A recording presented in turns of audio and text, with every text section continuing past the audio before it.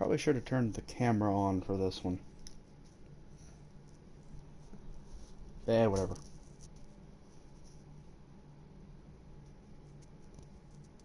SO.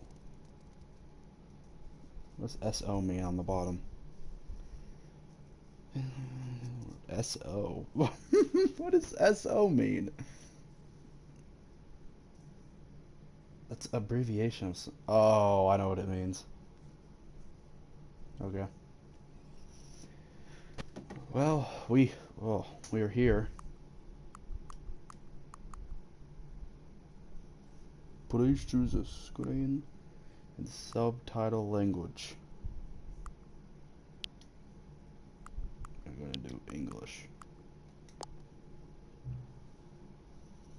Have you played the Stanley Parable before? No, I haven't.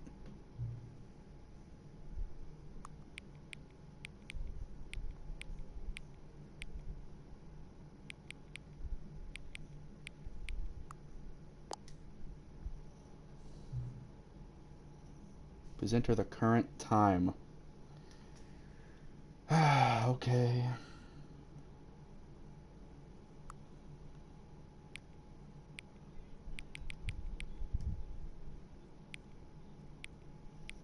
Well, it's 5:28 right now, but I'm gonna confirm it when it says 5:29, so...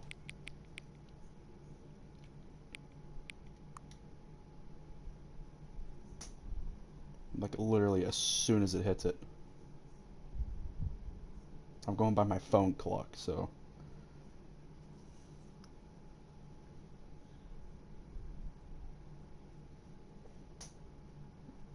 Okay, here we go. Hold up. Hold up. As soon as it hits 29, I'm hitting confirm.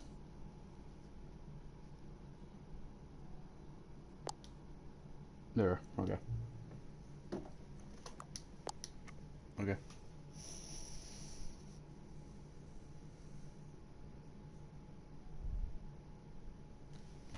I should probably share this with a few things.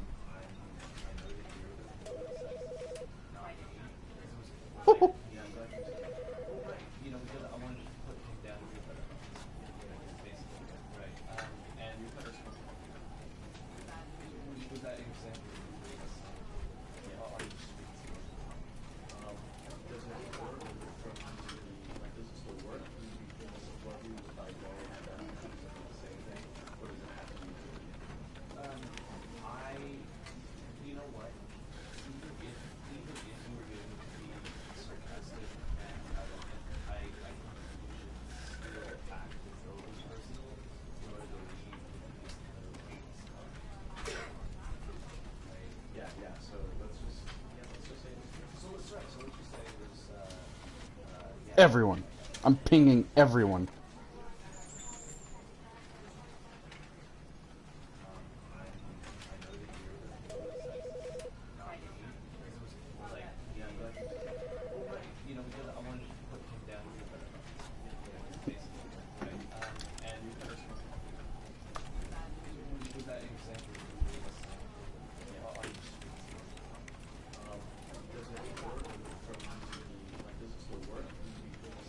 Show reticle.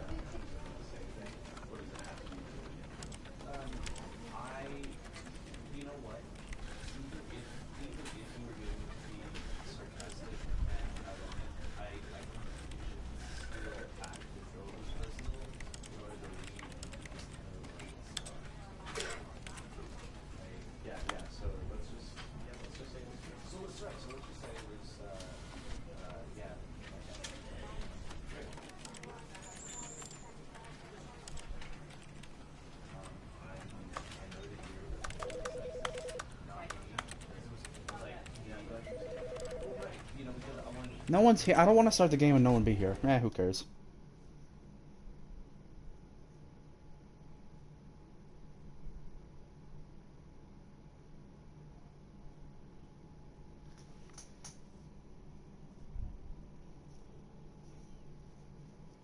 I really should have turned the camera on for this one. This is the story of a man named Stanley. Stanley worked for a company in a big building where he was employee number 427. Employee number 427's job was simple. He sat at his desk in room 427 and he pushed buttons on a keyboard. Orders came to him through a monitor on his desk, telling him what buttons to push, how long to push them, and in what order. This is what employee 427 did every day of every month of every year. And although others might have considered it soul-rending, Stanley relished every moment that the orders came in, as though he had been made exactly for this job. And Stanley was happy. And then one day, something very peculiar happened. Something that would forever change Stanley. Something he would never quite forget. He had been at his desk for nearly an hour when he realized that not one single order had arrived on the monitor for him to follow. No one had showed up to give him instructions, call a meeting, or even say hi. Never in all his years at the company had this happened, this complete isolation. Something was very clearly wrong. Shocked, frozen solid, Stanley found himself unable to move for the longest time. But as he came to his wits and regained his senses, he got up from his desk and stepped out of his office.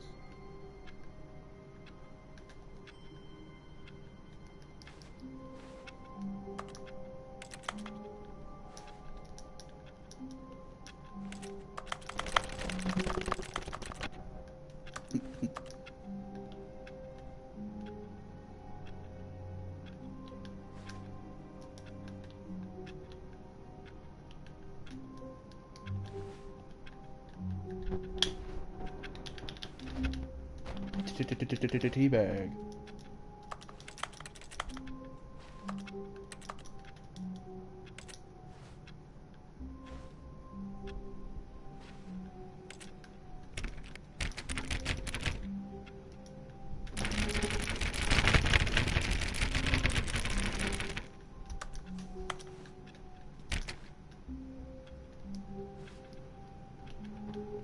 All of his co-workers were gone. What could it mean?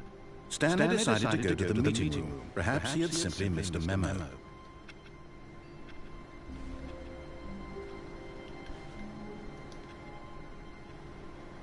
No matter how hard Stanley looked, he couldn't find a trace of his co-workers.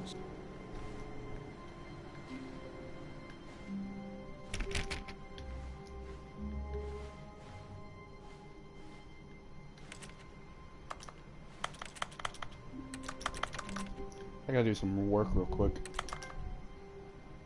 You can't jump. Get your first trophy. I forgot.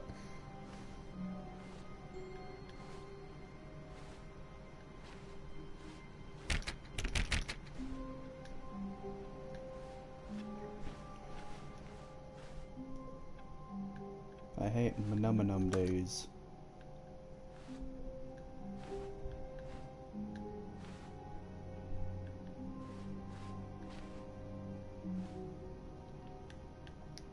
I feel like there'd be like a zoom in button. When Stanley came to a set of 2 open doors, he entered the door on his left. Are you sure? Because I hear if you don't do that, and if you go on the one on the right, you get something completely different. I don't know. Which one should I watch? Which one should I do? Now, see, if there's a chat, if people were watching this, people would want me to do right. This was not the correct way to the meeting room, and Stanley knew it perfectly well. Perhaps he wanted to stop by the employee lounge first, just to admire. It cut out. This was not... Oh, they're well aware I knew what I did.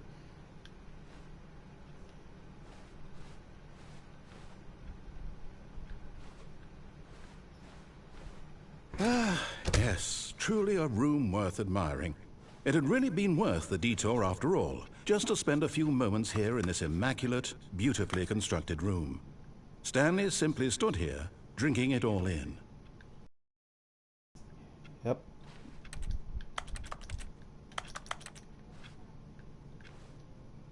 Yes, really worth it being here in the room. A room so utterly captivating that even though all your co-workers have mysteriously vanished, paintings really worth. It's so worth it, man. Like, I would have missed this. At this point, Stanley's obsession with this room bordered on creepy and reflected poorly on his overall personality. Hey! It's possible that this is why everyone left. Oh, I hate that it cuts out. Like, we would have missed this image. Like, this would have Stanley sat around waiting for more dialogue. But when a long time had passed and there was no more, he decided that the game was trying to send him a message. Yeah, a message to go through. I'm not moving on.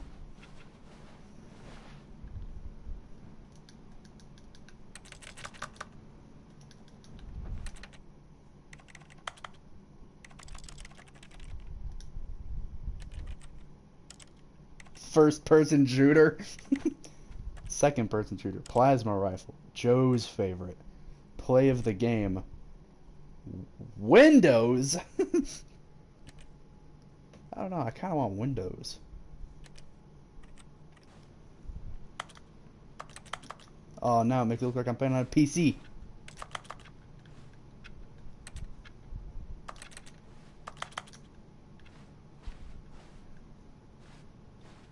But at last, he'd had enough of the amazing room and took the first open door on his left to get back to business. I will not be doing that. That room, huh? You want me to go in there?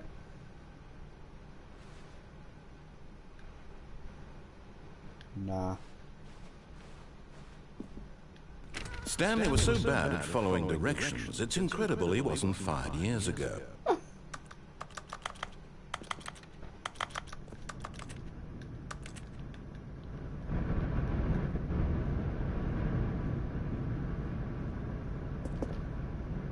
Do not lie.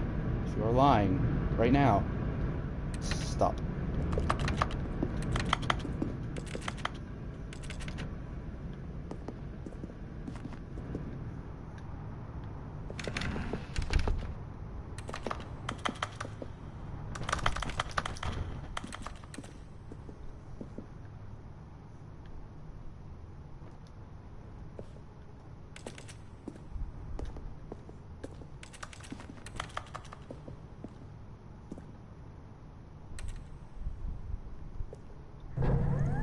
Look, Stanley, I think perhaps we've gotten off on the wrong foot here.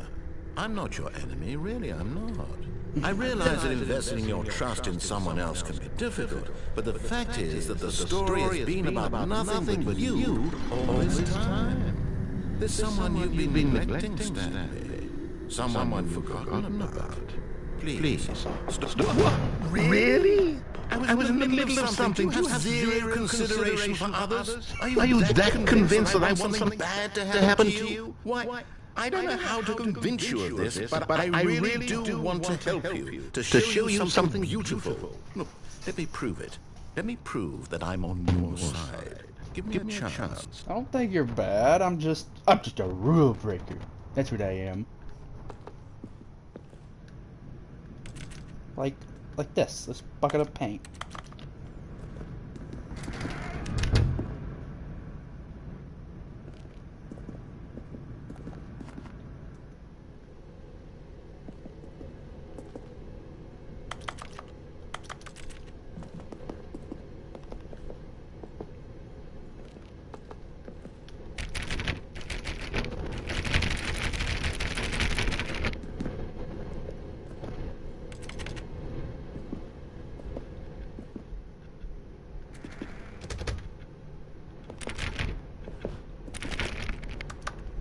Now listen carefully, this is important. Stanley walked through the red door. You know what? At this point, I'm just gonna continue to not do what he says. So I'm gonna go through the blue door. Perhaps you misunderstood. Stanley walked through the red door. No, I didn't. I'm going through the blue door. Going through blue. Here we go. I still don't think we're communicating properly. Stanley walked through the red door. Get me out of here! Blue! All right, fine. Go ahead, Stanley. You want to know so badly what's out there? You want to find out what lies at the end of this road you've chosen? Well, don't let me stop you. It's gonna be a horrific monster. Watch. Alright, something's gonna fall on me. You see? There's nothing here. I haven't even finished building this section of the map because you were never supposed to be here in the first place. Broken rooms, exposed developer textures. Is this what you had wanted? Whoa. Was it worth ruining the entire story I'd written out specifically for you? Do you not think I put a lot of time into that? Because I did. And in the end, it was all for nothing. Because this is what you wanted to see. Help me here, Stanley. Help elucidate these strange and unknowable desires of yours. What would have made this game better? What did you want to see? Vehicles? Skill trees? Work with me. You've given me absolutely nothing so far. Tell you what, let me take a stab in the dark at a new design and you can give me some feedback. There we go. A third option. This already feels leaps ahead of where we were before. Go ahead, Stanley. Take it for a spin. What if I don't go through it?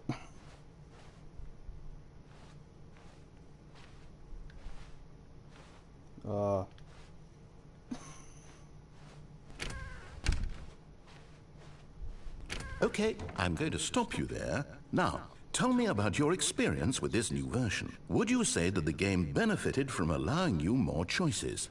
Feel free to be honest. I'm looking for some real critical feedback here.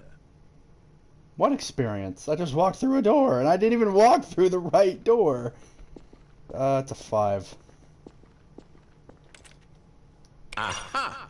You see, I knew I was onto something. Where do these flashes of inspiration come from? How did I know the game needed a third door? Well, it's instinct mostly, a calling in your gut.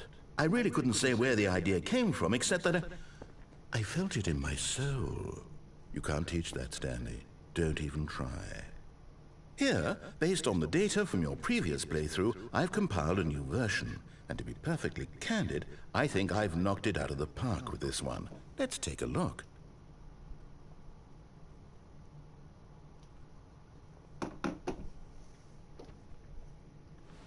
There's a leaderboard? Are these even real players?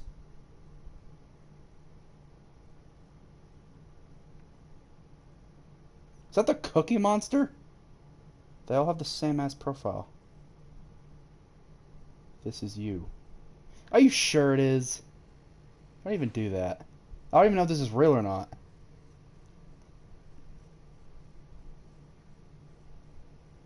I'm the lowest. I'm literally the lowest. Okay, yeah, this isn't real. Yeah, 'cause it's 427.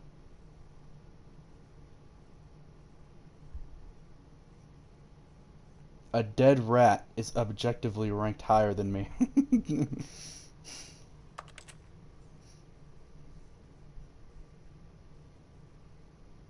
Thank you, game. Thank you for your cooperation. Take the third door. Now, would you say that competitive leaderboard helped you feel motivated to keep walking through doors? Again, honest answers, please. Do you think it even matters? Like, what if I pressed 1? No. It actually, I don't know. 1.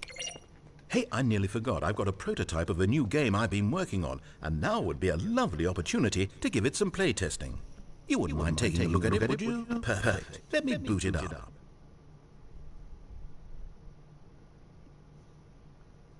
Oh, this is so weird. This is so In weird. this game, the baby crawls left towards danger. No. You click the button to move him back to the right, and if he reaches the fire, you fail.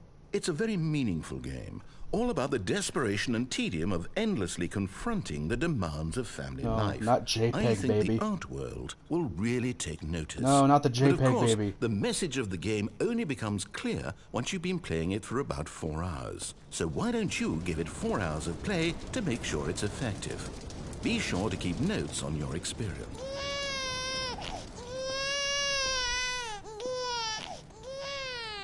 You heartless bastard. Did you do it because you hate babies or purely to spite me? Because if it's the latter, well, I don't know what to do. I'm completely out of ideas. I can't think of a single thing that might improve the experience for me. I'm not even going to try. I'm out. I'm out. I'm done. It's over. Thank you for playing. Your input was extremely valuable. Oh, hey, since my game was so awful, why don't we play someone else's game? Just to ease the pain. Let's see. What do we have here? If it's just like a... Yes. This seems like it'll work. Let's give it a shot. If it's like a legit, like another game, if it's like a real game inside of this game. Aha! Fascinating. What do you think this game is about, Stanley? What's our backstory? What is our motivation? Well, it seems obvious to me that you are meant to play as I thought a this was creepy man Firewatch for a spying minute on because of innocent that. civilians below you from up high in your creep tower, perhaps for some sort of twisted erotic purpose. Yes, that must be it. What a So far, I love everything about this game, Stanley, and it seems there's even more. Come, let's venture outward and see what else is out there. Oh, it's Minecraft door.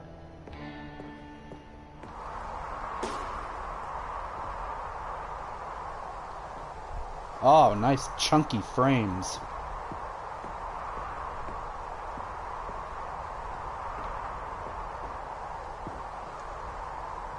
Oh, you see the frame dip on that? Ooh. Oh no. No, it can't be. I don't think I can handle this game. Oh my god, it's so horrible. It is. It's an open world game. Good God, quickly block it off. Oh, thank goodness, Stanley. What a close call. You nearly wandered off into that thing. That big, open, just wandering around. No right or wrong directions. No path to follow. You can just go in any... Oh, thank heavens we avoided it. We're out of the woods now, Stanley. Okay, I'm going to get us out of here.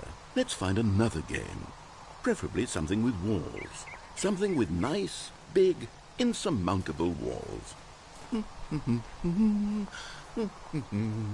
Okay, I think this will be just the thing. Okay. Sure. Are you... Wonderful. See, this is exactly what I had in mind.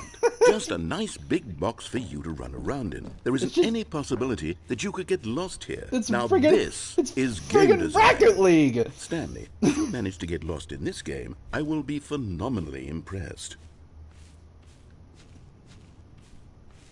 The club! No Okay, so what way, there's an exactly ad for do we that. do here? Let's see. No, literally nobody knows what the club is. Because it was a friggin' browser game that they canceled. Because they wanted... Because the people who made this game worked on friggin' that. There are lots of cars here in the back, but obviously there's no racetrack. Okay, I'm seeing that there's a ball of some kind back here. Is this game sports ball? Stanley, I think it's sports ball. Oh, what fun. We shall run the bases and do a touchdown together. Yes, I think surely we must. Oh, that okay, hurts. Stanley, here's the ball. Have fun. Ball. Get the ball. Oh, I'm going fast. Hit the ball, hit the ball, hit the ball. Yeah! Oh, right.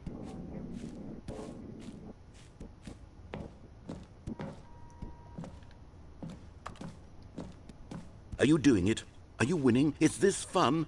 Is it better than my miserable little story that I worked so hard on? It's so much Stanley, better. I have a thought. And I realize I'm not a sportsologist, but if one ball generates a certain amount of raw adrenal pleasure, then surely multiple balls makes for an even more euphoric sports more than one? experience. I'm going to try it out. Here comes another ball.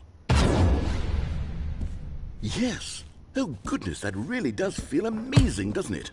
Stanley, I'm like a child in a confectionery shop. I simply have to have more. I'm insatiable. More balls! Oh, yeah! Woo! More balls! More! I need more. There's so many of them. Woo! Woo! Yeah! More balls! Are you enjoying this, Stanley? Are you having fun? This is real fun. Is this a real video game? This is how you have well, fun. I sure hope you're having a good time, because guess what? It's over. That's right. Your little fun comes to an end. This is my game, and what I say goes. You get to have fun when I let you, Stanley. Besides, you need someone like me to set boundaries for you. Without rules or boundaries, video games are nothing. Yes, that's what I am. I'm structure. I'm your sense of purpose. And since you decided you didn't want to play my game, now I don't want to play with you either. So, goodbye, Stanley. I'm leaving. See how you like it when I'm not around to set the rules. Somehow, I don't think you'll enjoy it as much. But who knows? You're an inventive kid. You'll come up with something. After all, you're the one who knows best. Take care, Stanley. Wait, so I'm just stuck here now? I'm stuck in Rocket League?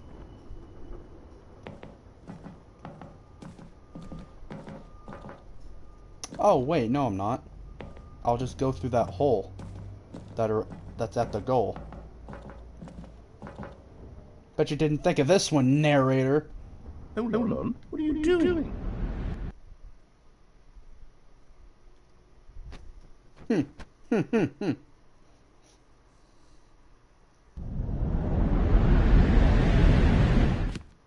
Stanley, don't do that. I can't follow you there. I can't help you. How will you write a story without me? You can't do it. You know that. Stanley, come back. Oh, shit. I think I'm on my own now.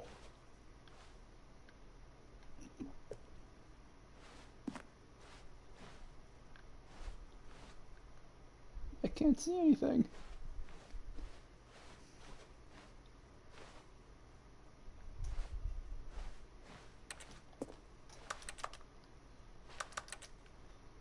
Feedback area.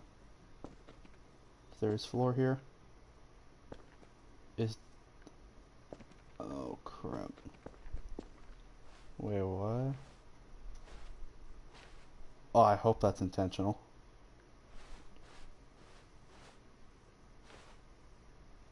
What if I just go?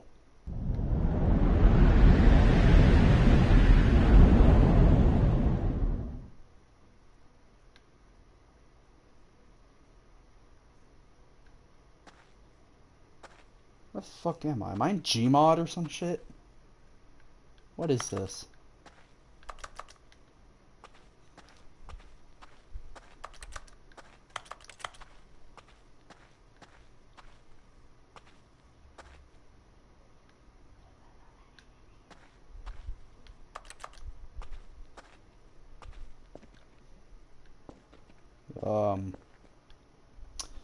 Yeah, I have no idea where I am. I have a feeling that next bot is just gonna appear out of nowhere and something's gonna pop out and it's going to scare the legit crap-oly out of me. If this game turns into a horror game, I swear to God. I swear I just saw something. Oh, I think it was the number.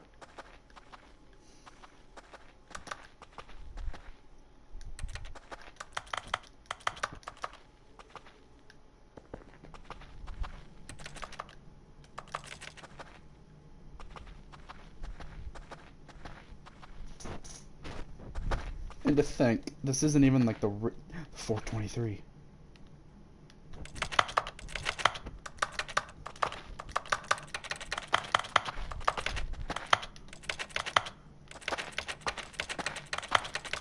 What the heck's up with the noises?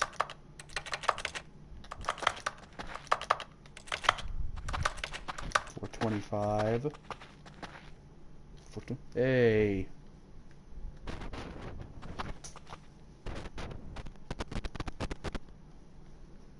Can y'all hear that? There it is.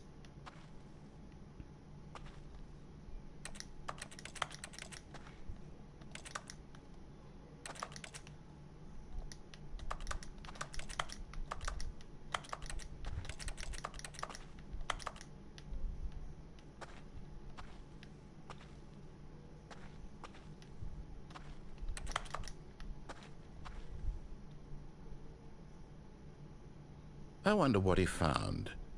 If what he wanted was to be the leading man in his own story, well, perhaps he's gotten it. Down in wherever he is right now.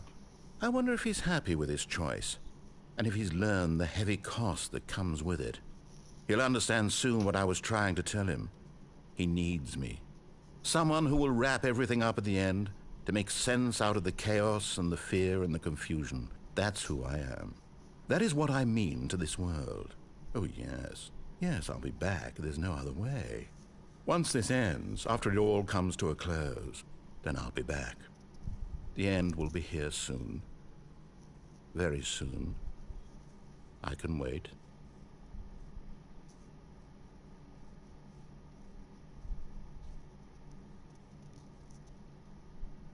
Okay.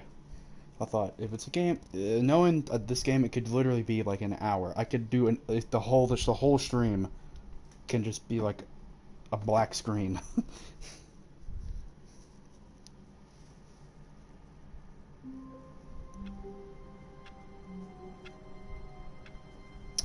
Oh wait, so we're back to normal now?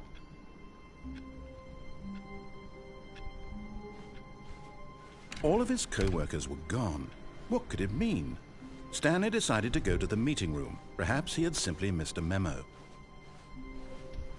So wait, was that all, or what if I just do it again? When Stanley came to a set of 2 open... This was not the correct way to the meeting room, and Stanley knew it perfectly well. Perhaps he wanted to stop by the employee lounge first, just to admire it. Wow. Yes, this room. But eager to get back to business, Stanley took the first open door on his left. Yeah, we're not going to do that. Stanley was so bad at following directions, it's incredible he wasn't fired years ago. Look, Stanley, I think perhaps we've gotten off on the wrong foot. But in his eagerness to prove that he is in control of the story and no one gets to tell him what to do, Stanley leapt from the platform and plunged to his death. Good job, Stanley. Everyone thinks you are very powerful.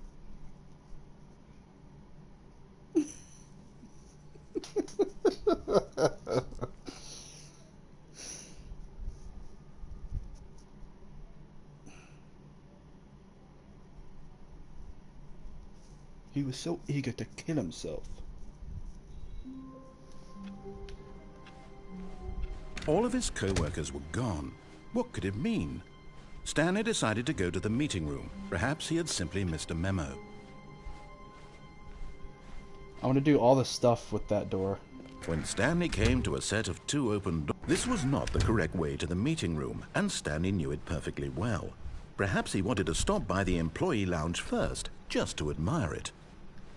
The lounge was sublime, a work of art.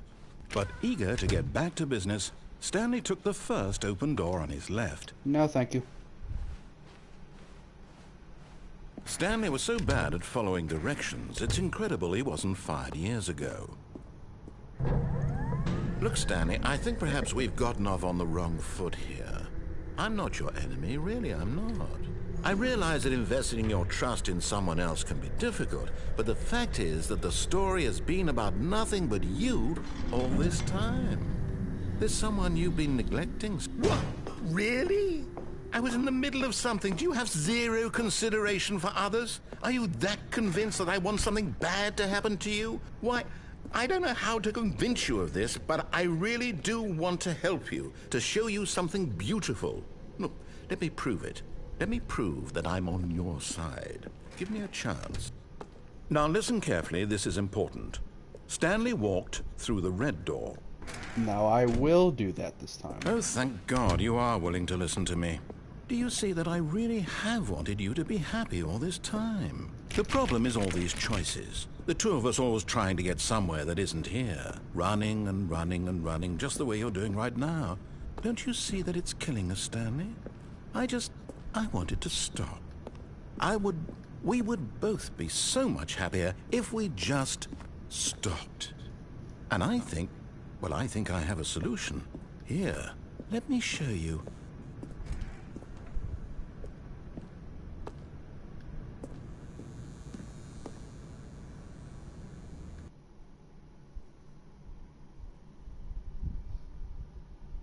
It faded out. What do we want? What are we looking for?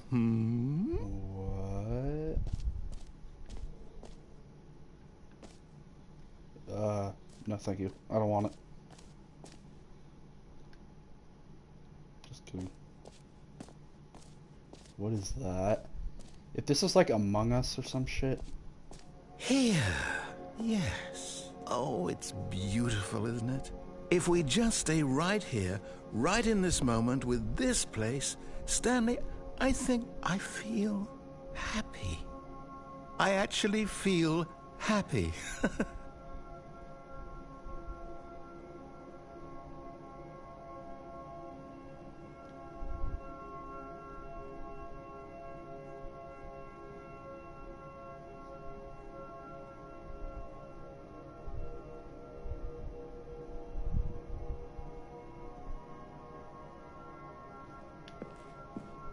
Wowie zowie. Alright, goodbye. Oh.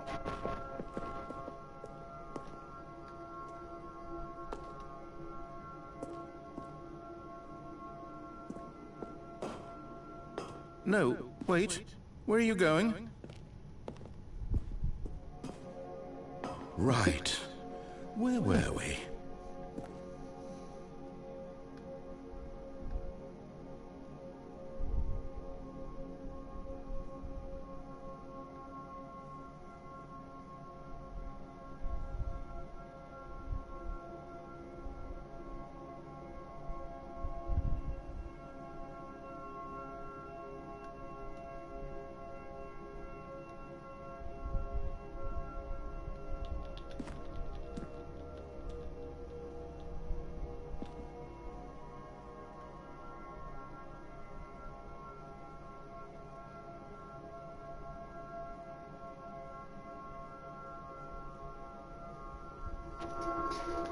I want them to start going upwards.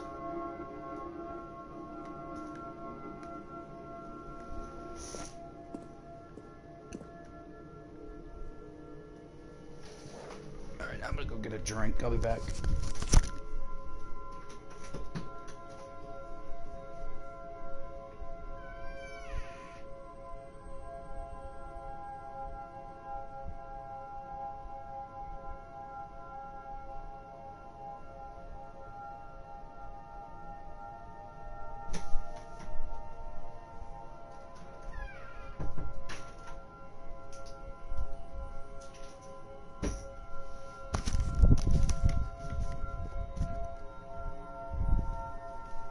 Okay.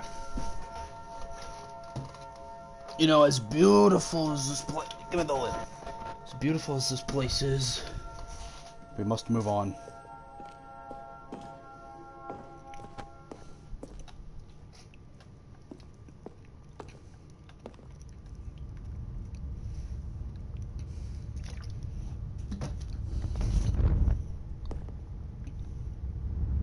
Look behind you.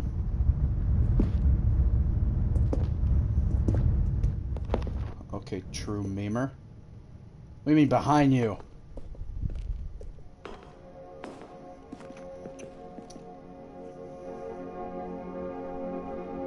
What do you mean look behind you? What do you mean?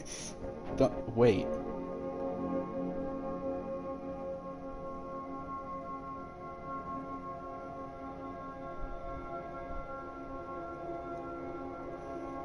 Cancerous, troubling, multivicious? I feel like you just cursed me. What does that mean? What did Vince mean by that? I was just looking at this piece of this drawing on the floor. Maybe you know much more about this game than I do. Oh no! Stay away from those stairs. If you hurt yourself, if you die, the game will reset. We'll lose all of this. I am in your walls. Are you Paxton Dunlap by chance? I feel like you're Paxton. Go upstairs. Don't listen to him. That's what I've been doing this whole stream. I've just been doing the opposite of what he says. I will do exactly that. I will go up the Please, stairs. no, Stanley, let me stay here. Don't take this from me. No! You and your cut-off voice. Please, Stanley, think about what you're doing. Wait. I have to jump? I don't want to jump. There will be a monster up there. I was right! Oh, I have to jump? I do not want to jump.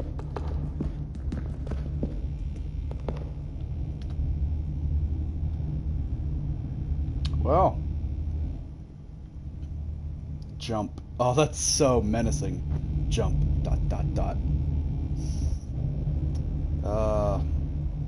As Mike Ehrmantraut once said, kid named Finger. No! Oh, thank God you lived. What? You had me worried there for a moment. I lived? Can we please get back to the other room? I lived? I'm gonna hide in the stairs.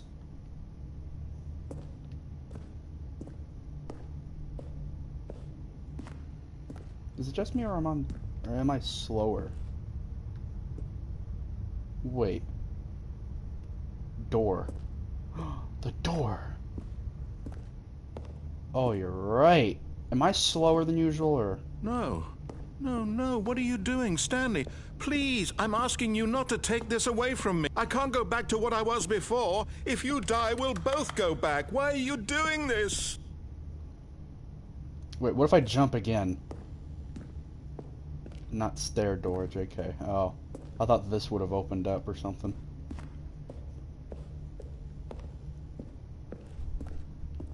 JK about JK. You're joking about the joke? So wait, what if I jump again? Mr. True Memer. Since you know so much. If I jumped again, would I die that time or?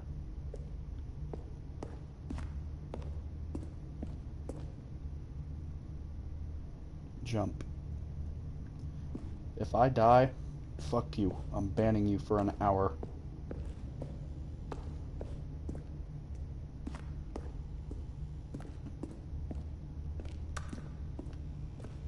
A creepy little rata. Stanley, let's go back to the other room. Can you do that for me? Can you do that for? I don't know. Another jump sounds convincing.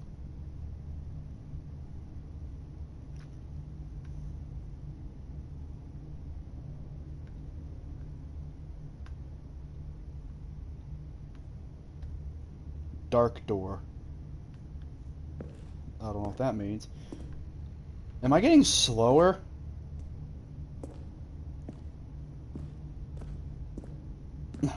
My God. Is this really how much you dislike my game? Oh, That you'll throw yourself from this platform over and over to be rid of it? You are literally willing to kill yourself to keep me from being happy. Am I reading the situation correctly? I'm not. I wasn't going for the stair door. I was really gonna jump again. This voice is making me. Oh, this is horrible. I don't want to go back to your room. I've experienced all it had to offer. Goodbye. Jump, jump, jump, jump, jump, jump, jump. Or maybe you're just getting a kick out of it. I don't know anymore. I just wanted us to get along. But I guess that was too much to ask. It looks like you wanted to make a choice after all. Well, this one is yours.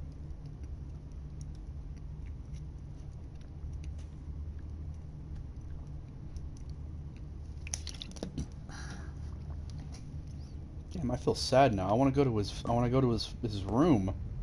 No more Do you jump. actually want to stay alive? Or are you just teasing?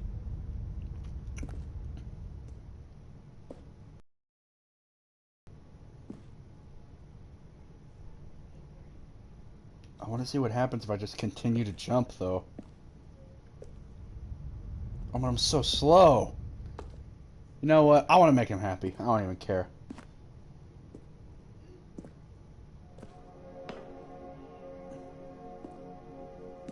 I wanted us to be happy here, Stanley. I really did. I wish I still thought that was possible.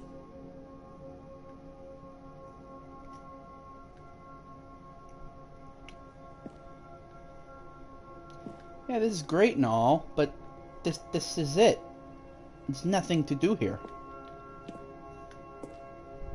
This is literally all to offer. Roman Hurlbert. Okay, is this... Because I had a dream... Okay. I had a dream like this last night, where some random-ass person... I mean, it's too... I mean, do y'all want to hear... Do you want to hear it, Mr. Memer? You know my full name, so you must be like Paxton or some shit.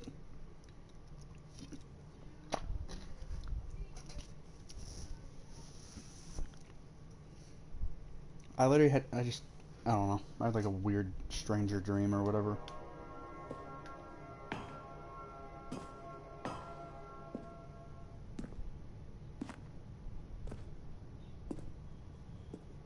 Yes. Yes to you want to hear the dream, or yes to your name is Paxton Dunlap.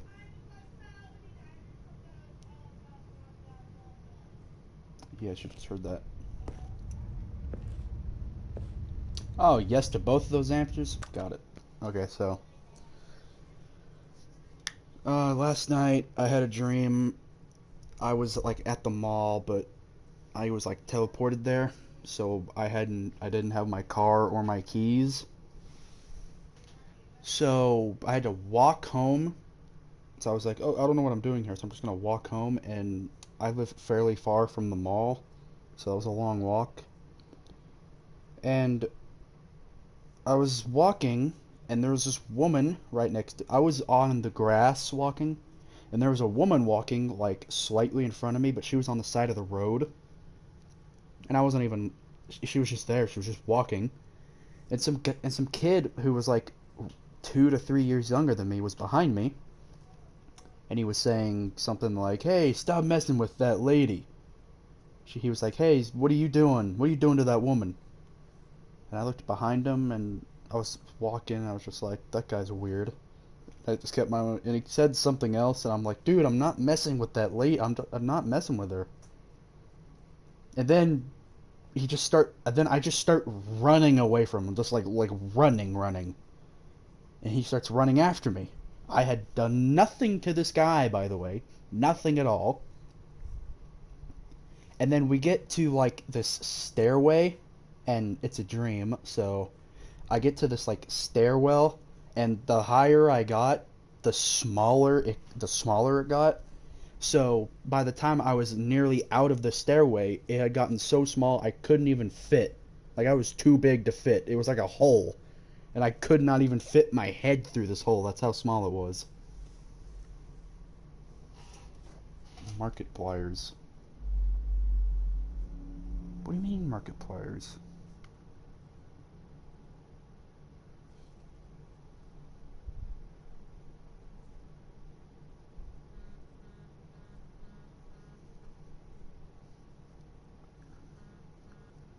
Paxton, I'm not talking to you.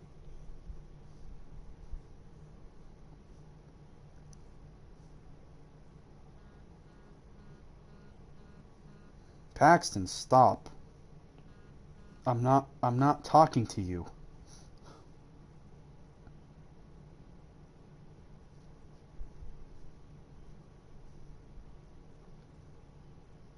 Now, if you want to hear the rest of the dream, you'll stop calling me.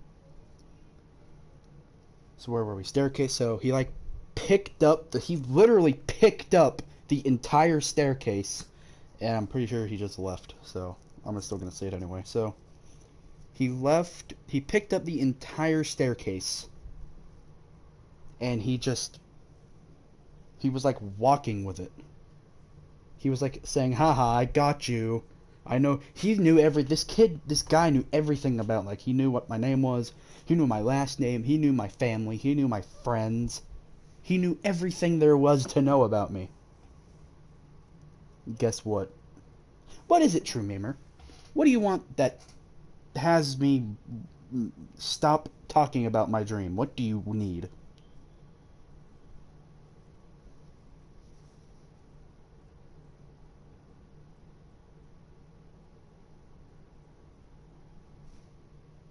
Guess what?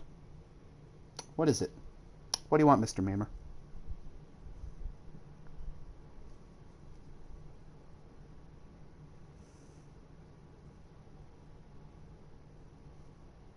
Because you're ruining everything. So then I got my... So where were we? He's picked up staircase. He was like mocking me. So I got my... So you know how when like a fight breaks out at your school, the very first instinct you do is to get your phone out and film it? Well, that's what I did. I started filming this dude's face right in front of the camera, and he was like, "Hey, you can't film me." I was like, "So what? Yeah, I can." And that's pretty much the end of it. Oh, and Jonathan Spear was there. He like popped in for some reason, I don't know. There was a second dream, but I don't want to say it right now. Which is basically a continuation of the first one. Who are you talking to right now? I'm talking to you, man.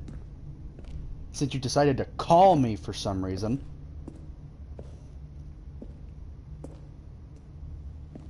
I told you, did you want to hear my dream? And you said, yes. Now if you excuse me, I'm gonna kill myself.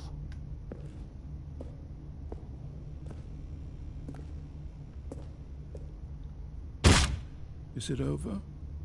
It's going to restart, isn't it? I'm going back. Who is this person that is calling you? I can tell you for sure he has a stupid ass name. Friggin'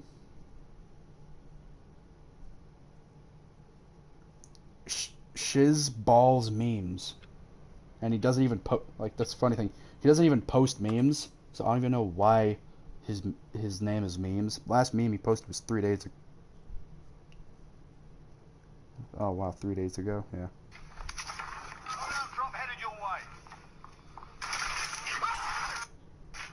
Oh, that's so funny, dude.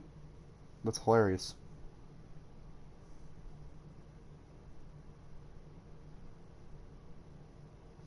Call them back. No, I don't think I'll do that.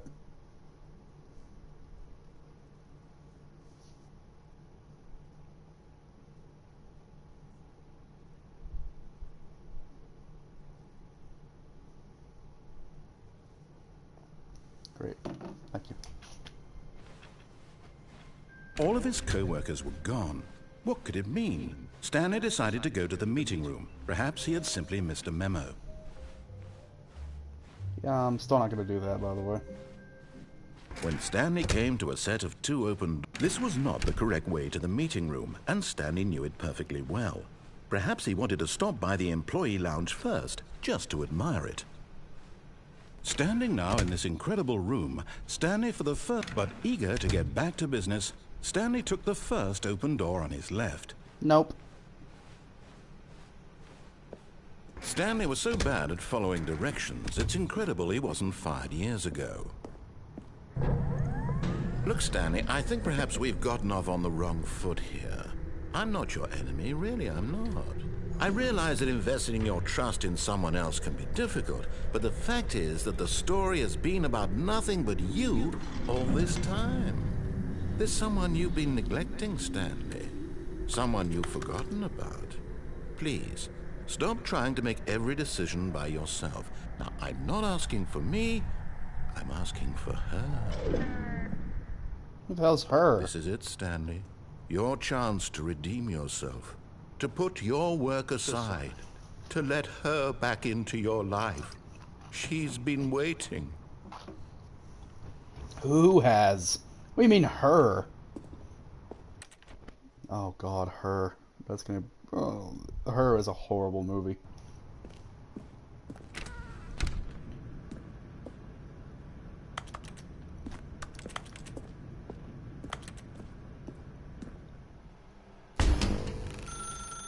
That's her, Stanley. You need to be the one to do this. To reach out to her. If you can truly place your faith in another, then pick up the phone.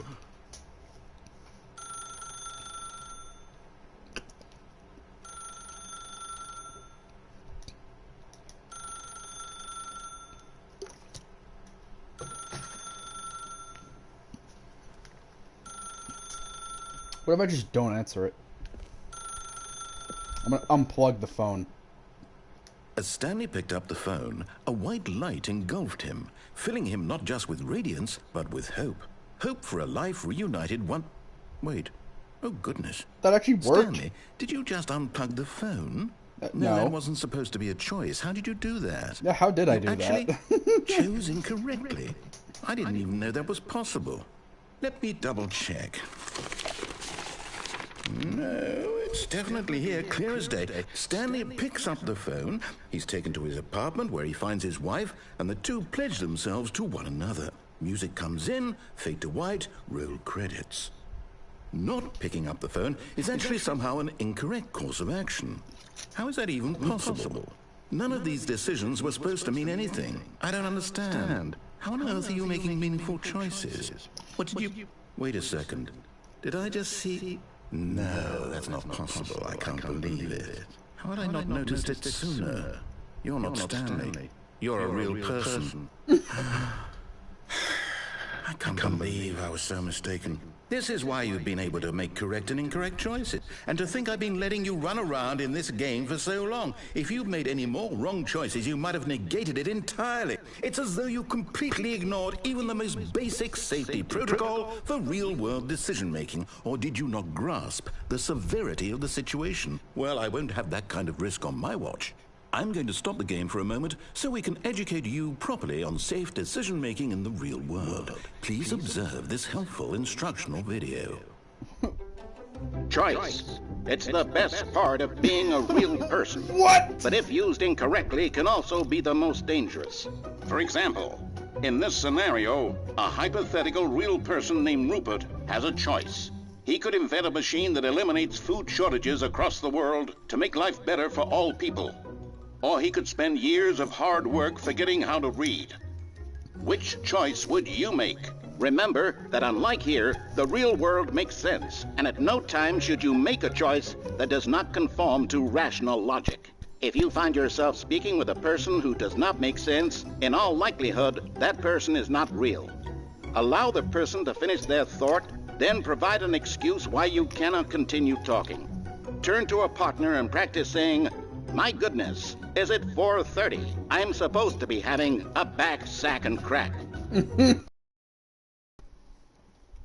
I thought the game crashed. Practice. Excellent. Making choices on a regular basis is the best part to a healthy decision-making process. Most medical professionals recommend making at least 8 choices per day. Do you make more than 8? Less?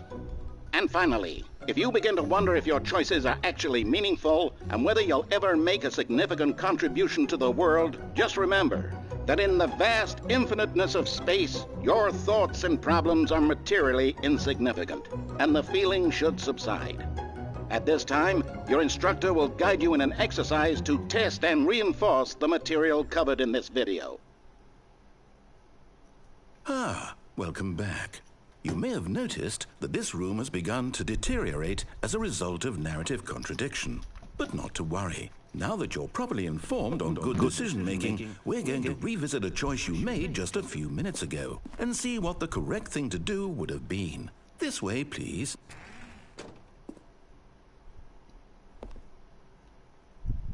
Deteriorate? How? What? This is weird. Why is... Are they clipping through the wall? Yeah, they are.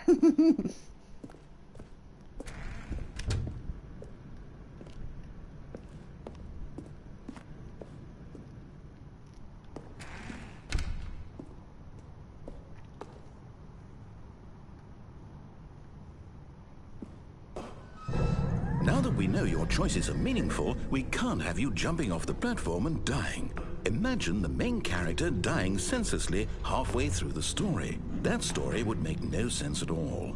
We just need to get you home as soon as possible before the narrative contradiction gets any worse. Unfortunately, it seems this place is not well equipped to deal with reality.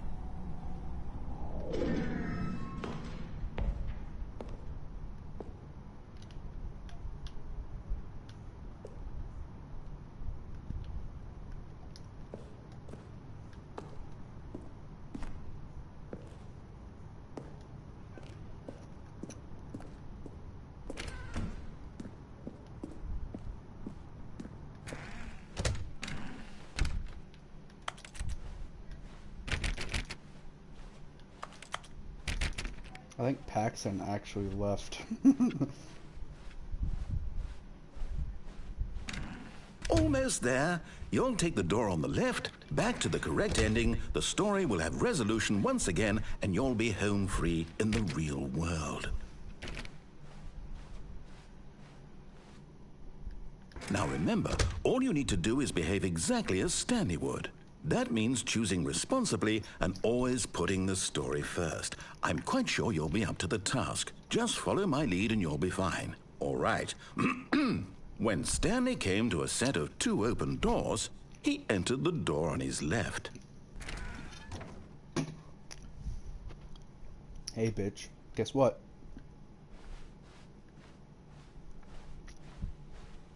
No! Why did you do that? Quickly, hurry back in the other direction. Perhaps we're not too late.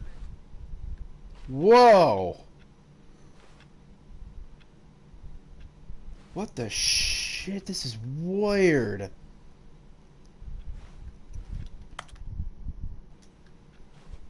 Oh, this is weird. I don't like this. I don't want to enter the... No.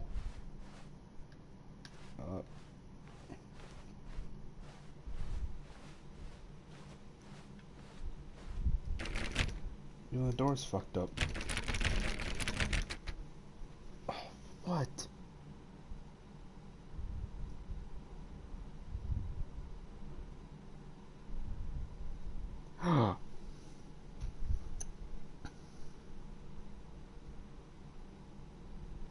Okay, I have some serious business to do right now, so I'll be like take a minute.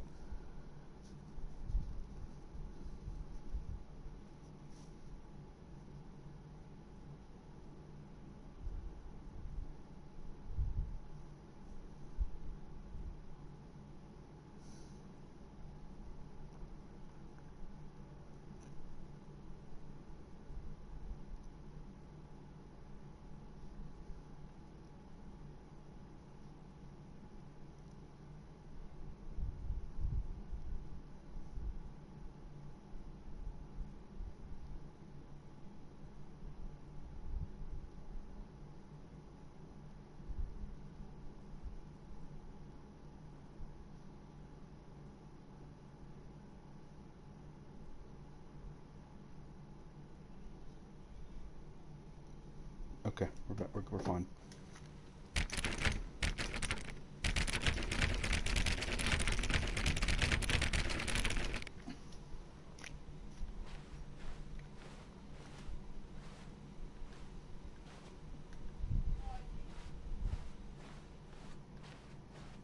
Fine.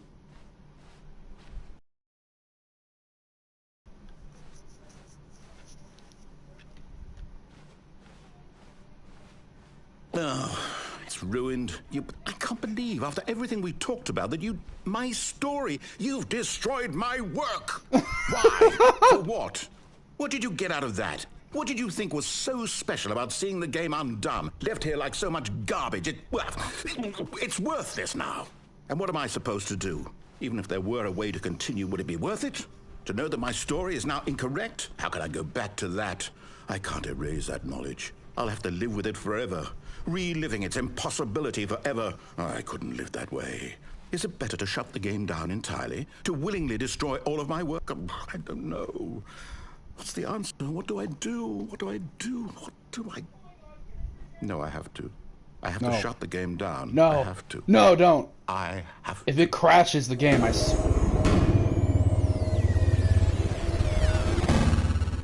Don't crash the game, please. I can see something like that happening. Oh,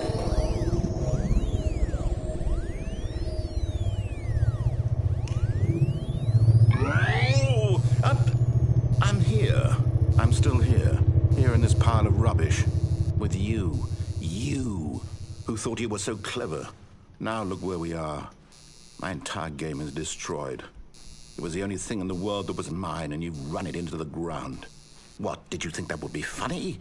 You just had to see? Didn't I impress upon you how important it was to be like Stanley? He actually knows how to do what I tell him to. He understands that if I say to do something, there's a damn good reason for it. That thought hadn't even occurred to you, had it?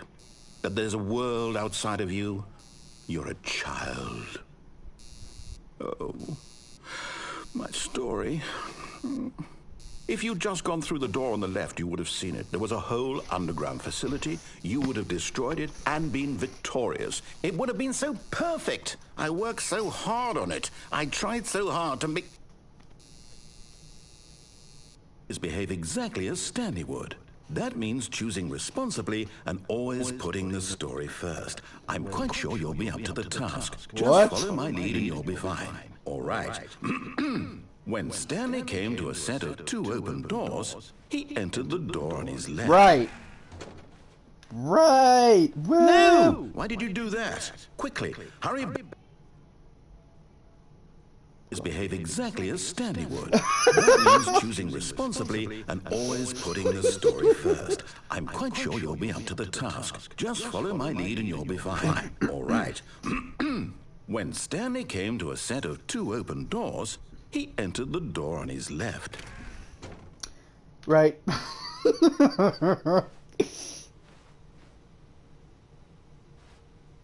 He didn't say anything. Why didn't he say he didn't say anything?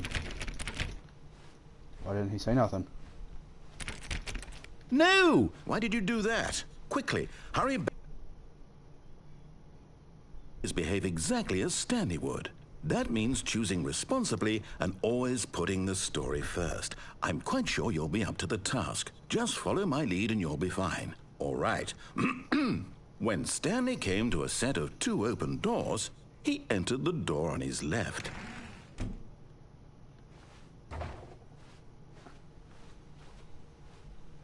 No! Why did you do that? Quickly, hurry back. Behave exactly as Stanley would. That means choosing responsibly and always putting the story first. I'm quite sure you'll be up to the task. Just follow my lead and you'll be fine. All right. When Stanley came to a set of 2 open doors, he entered the door on his left. Fine.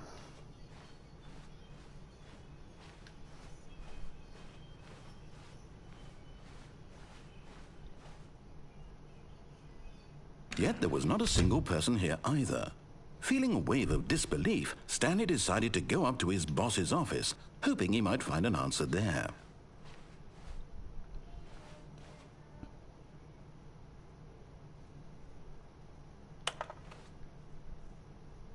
Make sure your slide has a slick blue graphic on in the header, and throw some bevel on all the text. That will ensure a calm and productive work environment.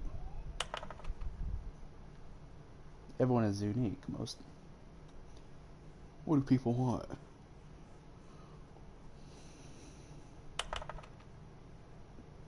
Number of slides on the slide. Charts, slides, charts and slides.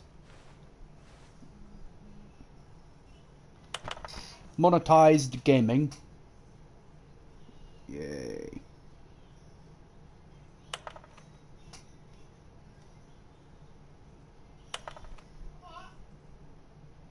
Please no more chart. What?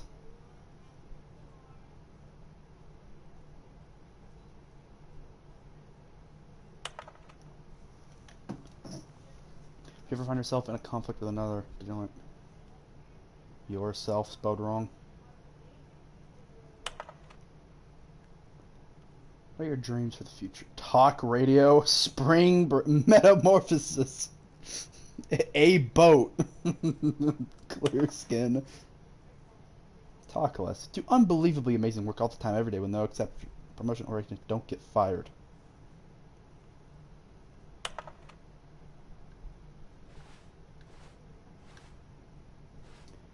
Wasn't there like a meme I saw that was on here? It was like, it was him laughing, and it was a pickle Rick, and the narrator was like, he's like, he turned himself into a pickle.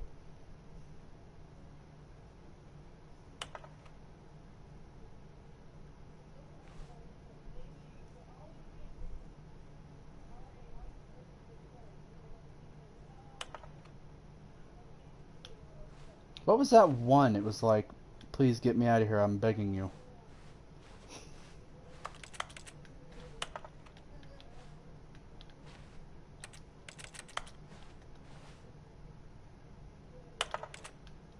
That's the one. No, it isn't. That one is. Okay.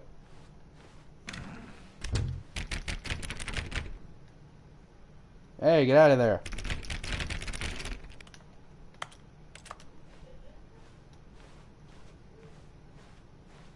Coming to a staircase, Stanley walked upstairs to his boss's office.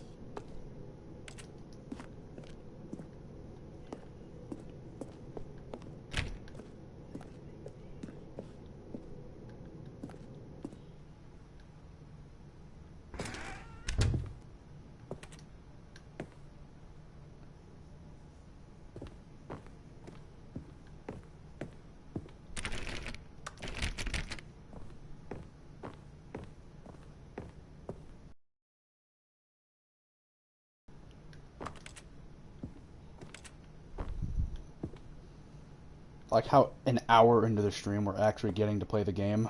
Stepping inside his manager's office, Stanley was once again stunned to discover not an indication of any human life.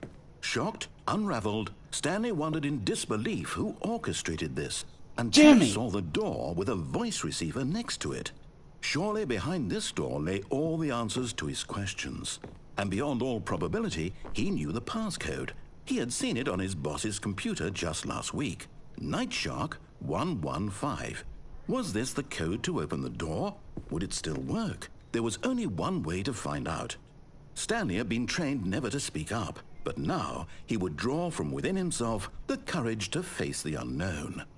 He drew a sharp breath and then spoke the code. Shit, what was the code? I forgot it. It was like night something. I forgot the code, oh no! Stanley spoke the code. Nightshark 115. He spoke it into the receiver, right there on the wall. Nightshark 115. Nightshark 115. I'm sorry, is there a problem? You didn't mishear me, did you? Please speak the code into the receiver. I did! Otherwise we can't get on with the story. This is a crucial step. I did. You had to press the button? Okay, fine. You're not going to do it, but you know what? I did! It's pretty humiliating to bring you this far, only for you to suddenly decide you have better things to do. I asked you for this one single thing, for your respect. The kind of respect Stanley shows for his choices. He knows what it means to take a story seriously. If you didn't want to see what I had to show you, then why did you come here? You had a choice, you know. You could have gone through the door on the right. You could have done whatever the hell you wanted over there. Why did you come this way? Speak. Say something to me. Explain yourself, you coward. You...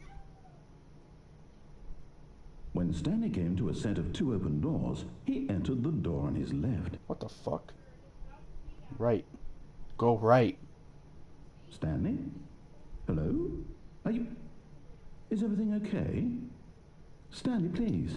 I need you to make a choice. I need you to walk through the door. Are you listening to me? The end. Can you hear me? Is everything all right? Stanley, this is important. The story needs you. It needs you to make a decision. It cannot exist without you. Do you understand me? Whatever choice you make is just fine. They're both correct. You cannot be wrong here. We can work together. I'll accept whatever you do. I simply need you to take that step forward, please. Choose. Do something. Anything. This is more important than you can ever know. I need this. The story needs it. So, you hear me? Are you there? Are you listening to this? Stanley, are you there? Okay. It's okay, I can wait. You need time to decide. Time to make sure your choice is correct. That is the best choice. That's all right. I'll wait for you to decide what's the right thing to do. Sorry, Leroy. Take as much time as you need.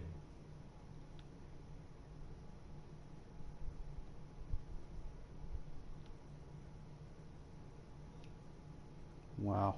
What an... But I couldn't get...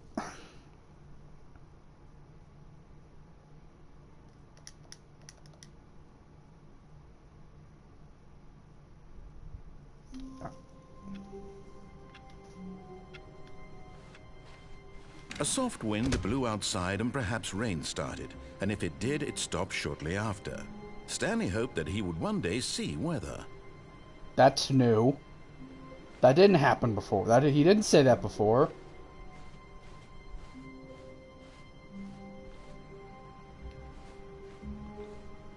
Oh yeah, you could always see him there.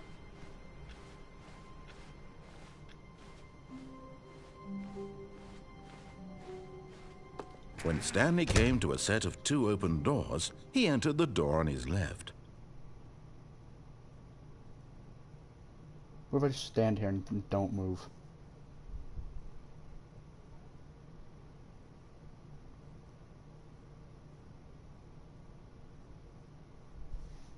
I am the Lizard Queen.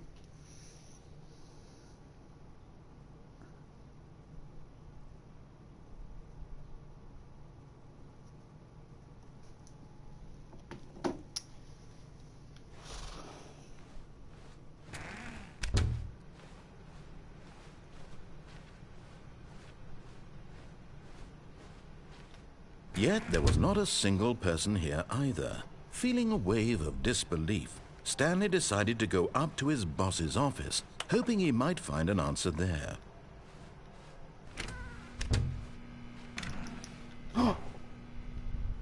Wait, you could actually go in here? Stanley stepped into the broom closet, but there was nothing here, so he turned around and got back on track. Actually...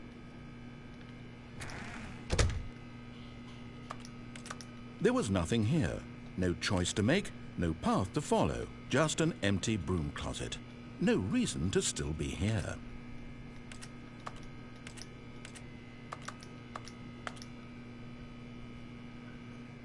It was baffling that Stanley was still just sitting in the broom closet. He wasn't even doing anything. At least if there was something to interact with, he'd be justified in some way. As it is, he's literally just standing there doing sweet FA. You mean fuck all? Doing sweet fuck all. Are you really still in the broom closet? Standing around doing nothing? Why? Please offer me some explanation here. I'm genuinely confused.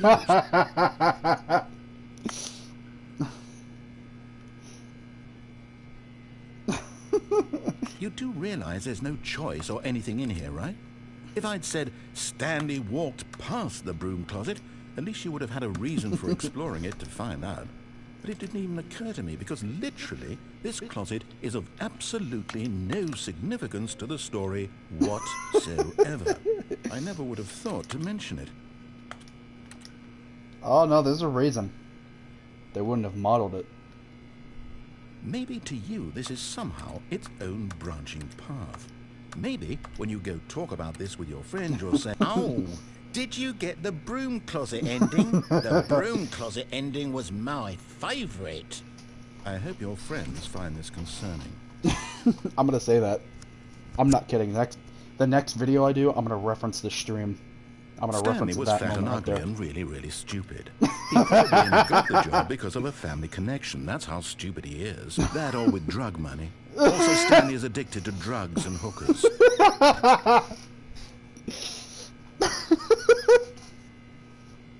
Well, I've come to a very definite conclusion about what's going on right now. You're dead.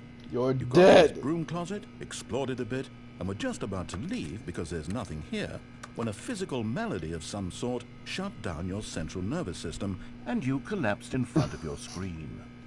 Well, in a situation like this, the responsible thing is to alert someone nearby so as to ensure that your body is taken care of before it begins to decompose. Hello? Anyone who happens to be nearby? The person at this computer is dead. They have fallen prey to any number of your countless human physiological vulnerabilities. It's indicative of the long-term sustainability of your species. Please remove their corpse from the area and instruct another human to take their place, making sure they understand basic first-person video game mechanics and filling them in on the history of narrative tropes in video gaming, so that the irony and insightful commentary of this game is not lost on them. All right, when you've done that, just step out into the hallway.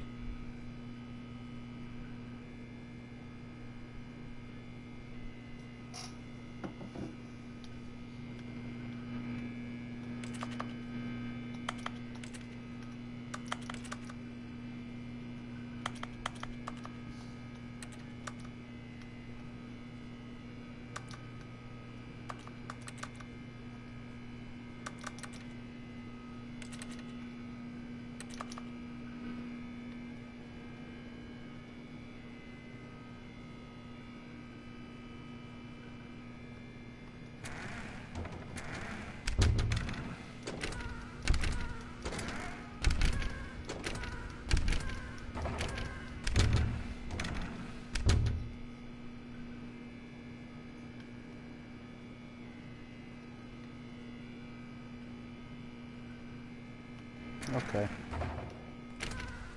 Ah, second player. It's good to have you on board. I guarantee you can't do any worse than the person who came before you.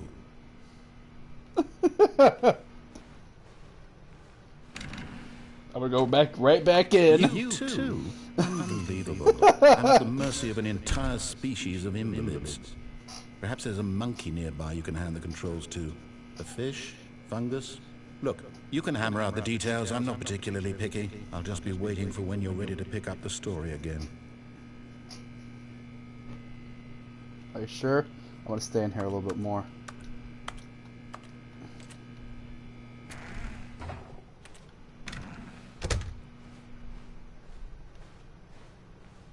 Coming to a staircase, Stanley walked upstairs to his boss's office. Wait, you couldn't go down before, could you?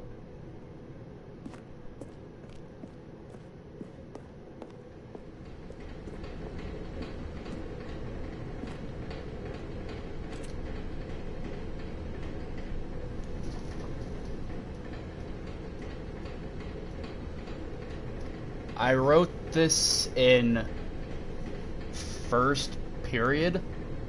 Is that what that says? It's like, hi, Louie or Lori.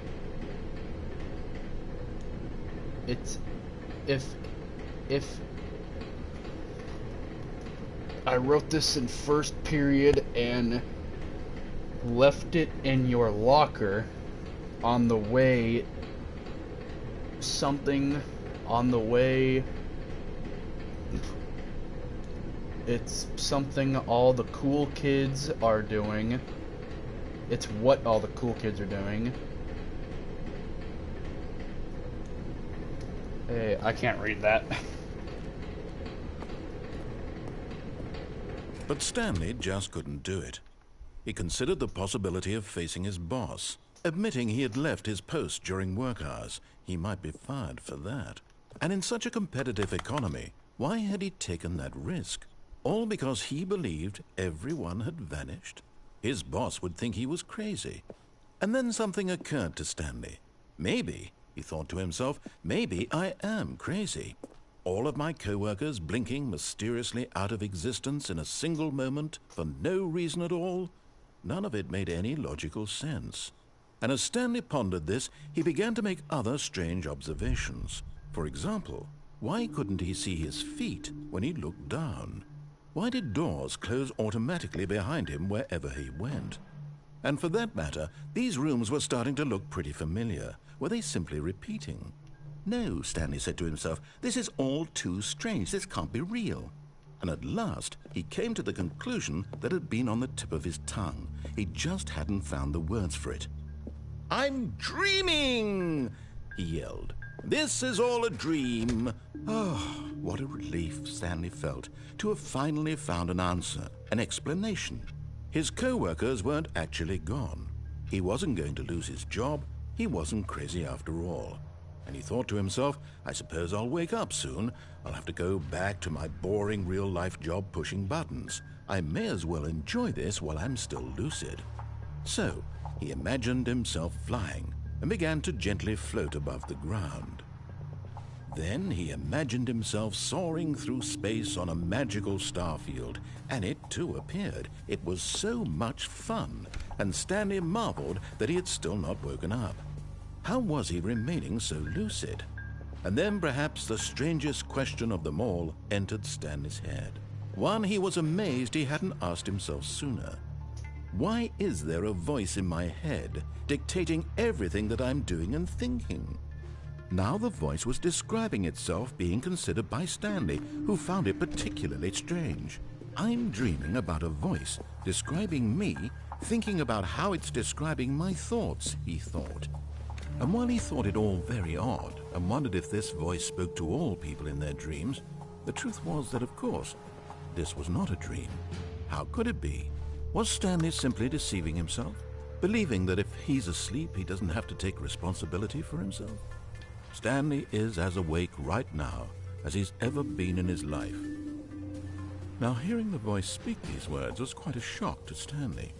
After all, he knew for certain, beyond a doubt, that this was in fact a dream. Did the voice not see him float and make the magical stars just a moment ago? How else would the voice explain all that? This voice was a part of himself too. Surely, if he could just... He would prove it. He would prove that he was in control, that this was a dream. So he closed his eyes gently, and he invited himself to wake up. He felt the cool weight of the blanket on his skin, the press of the mattress on his back, the fresh air of a world outside this one. Let me wake up, he thought to himself. I'm through with this dream. I wish it to be over. Let me go back to my job. Let me continue pushing the buttons. Please, it's all I want. I want my apartment, and my wife, and my job. All I want is my life exactly the way it's always been. My life is normal. I am normal. Everything will be fine. I am okay.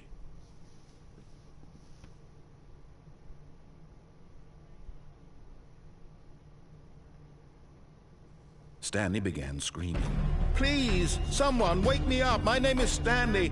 I have a boss. I have an office. I am real. Please, just someone tell me I am real. I must be real. I must be. Can anyone hear my voice? Who am I? Who am I? And everything went black.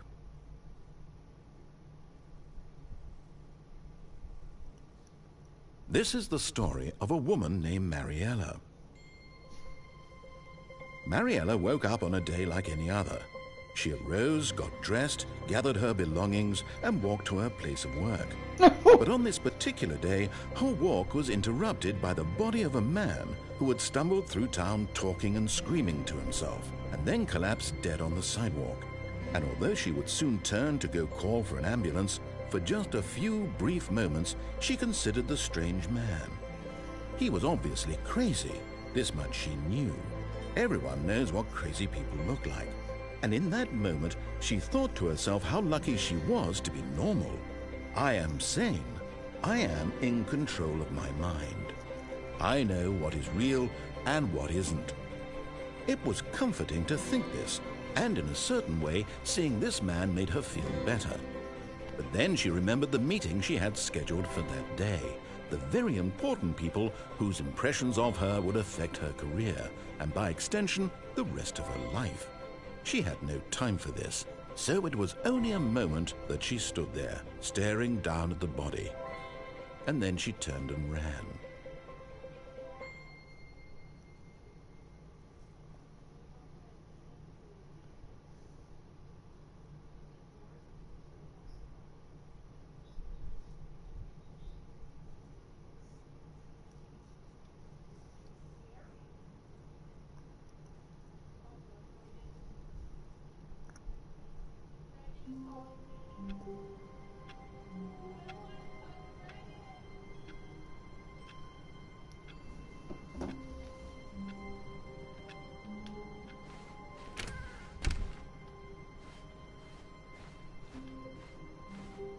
When Stanley came to a set of 2 open doors, he entered the door on his left.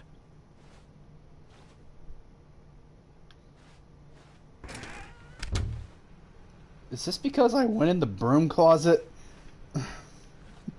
No, it's because I went down the stairs, that's right. Yet there was not a single person here either. Feeling a wave of disbelief, Stanley decided to go up to his boss's office, hoping he might find an answer there. Oh no, not again. I won't be part of this. I'm not going to encourage you. I'm not going to say anything at all. I'm just going to be patient and wait for you to finish whatever it is you enjoy doing so much in this room. Please take your time. Okay.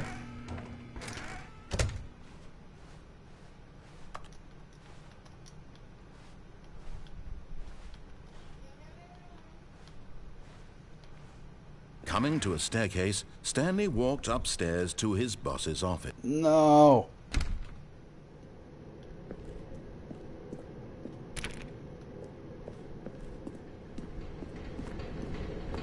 Do I really want to do this again?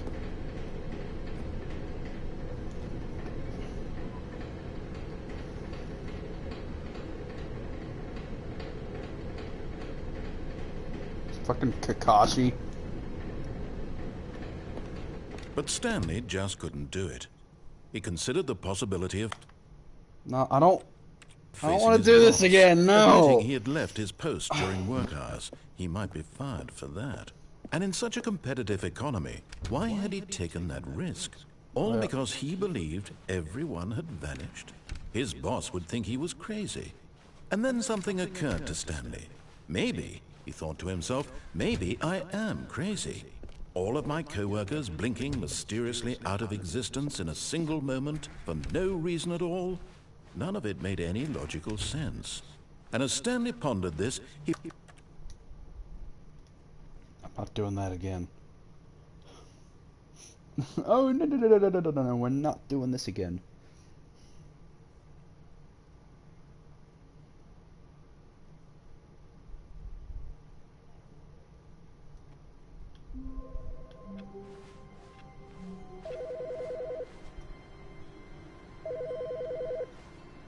Phone ringing?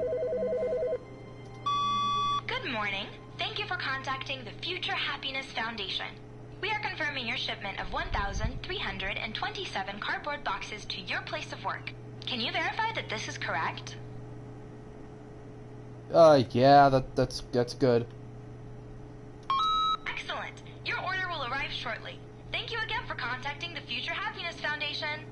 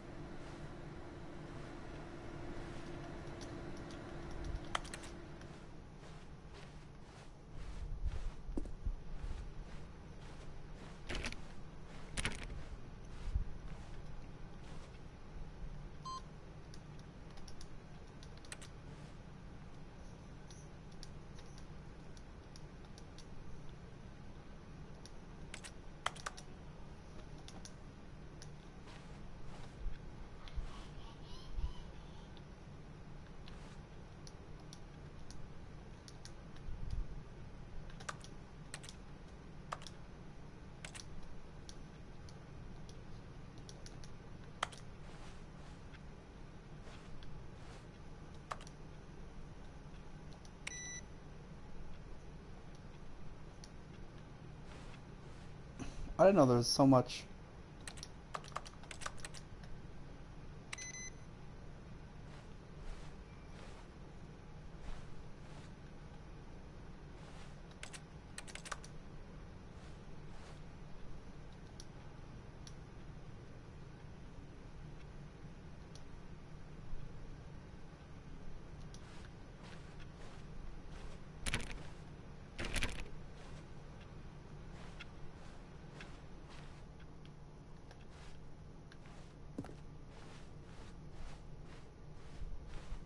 When Stanley came to a set of 2 open doors, he entered the door on his left.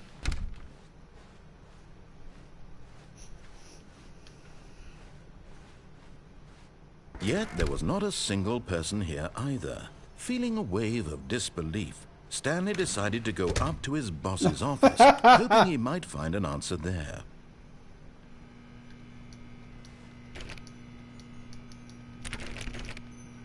Oh, fuck off. Come on now. Coming to a staircase, Stanley walked upstairs to his boss's office.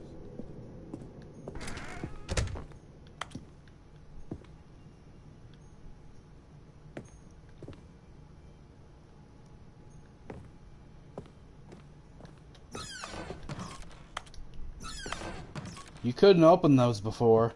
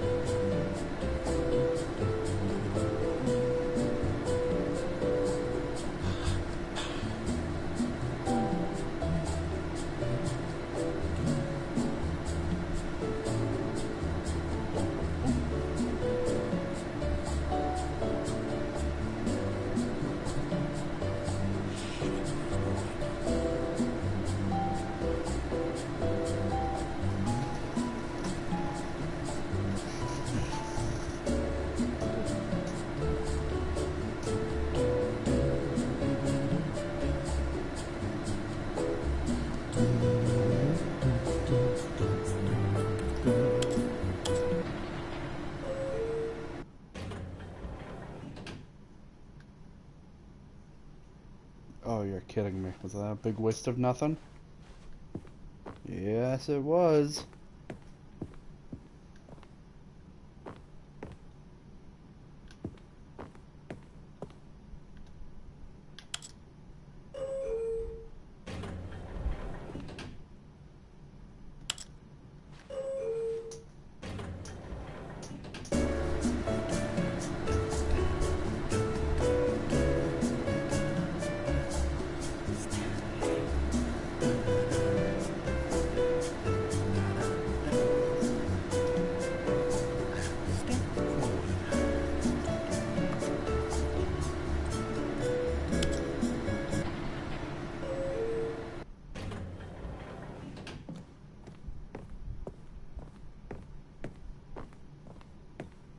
Stepping into his manager's office, Stanley was once again stunned to discover not an indication of any human life. Shocked, unraveled, Stanley wondered in disbelief who orchestrated this, what dark secret was being held from him. What he could not have known was that the keypad behind the boss's desk guarded the terrible truth that his boss had been keeping from him. And so the boss had assigned it an This wasn't what the room extra looked secret like. PIN number, 2845. But of course, Stanley couldn't possibly have known this. 2845.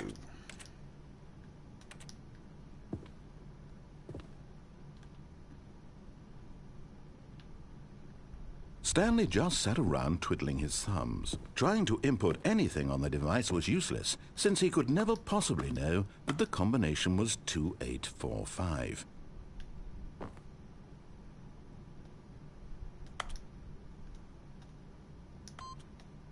Two, 8, 4, 5.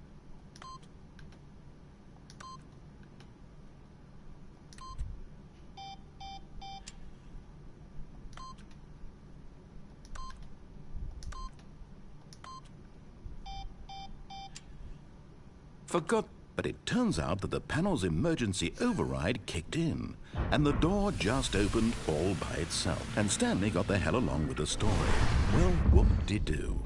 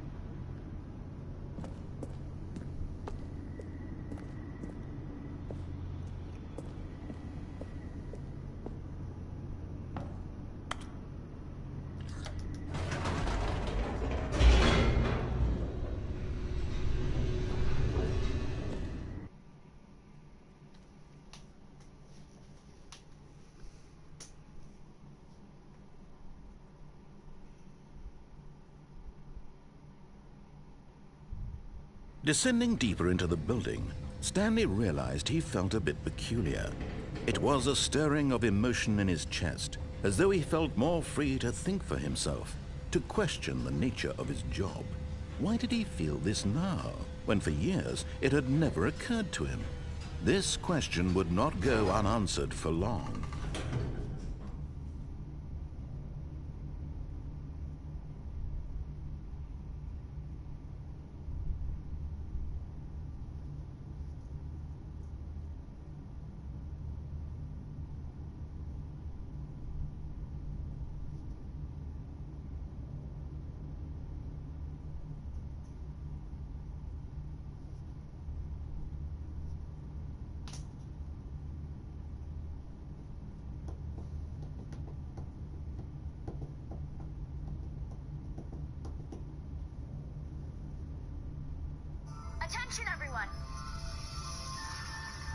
Santa has an announcement to make.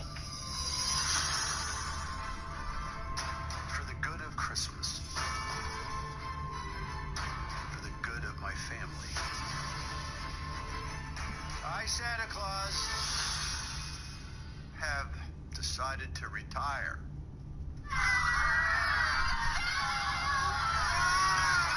We have a grief counselor, right?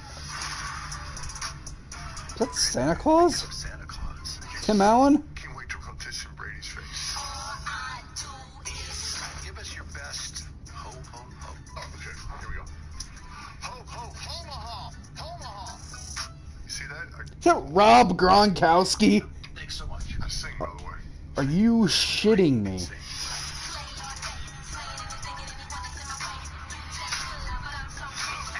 That's me.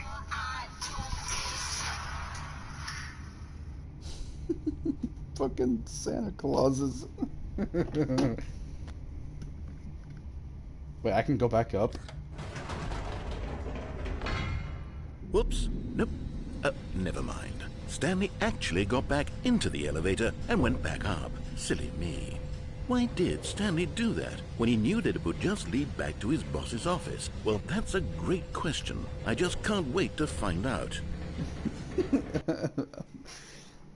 Well, I legitimately haven't, because how many endings does this game have?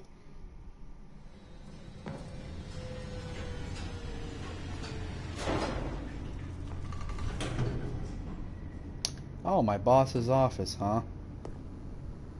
Oh yeah, you're right. Here we are, Stanley. It's your boss's office. Exactly the way it was before you got onto the elevator. It's still just exactly what it is. What a decision you've made to come up here and look at the office again. This has fleshed out the plot of the story in new and fascinating ways I could have never anticipated. It's that keen eye for storytelling that you have, an incisive rapid fire of critical plot points, one after the other, weaving a rich tapestry of uncompromising narrative. Wow! I'm bolted to the edge of my seat.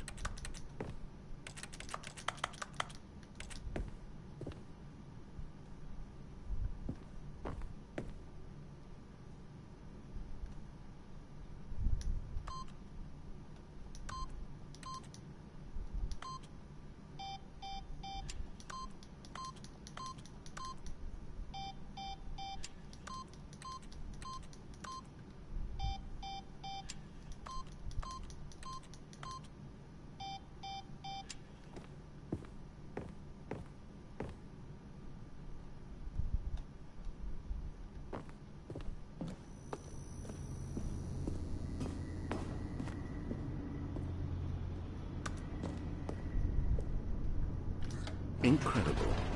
Now he's getting back into the elevator and going down again. Ladies and gentlemen, how does he keep coming up with all of this?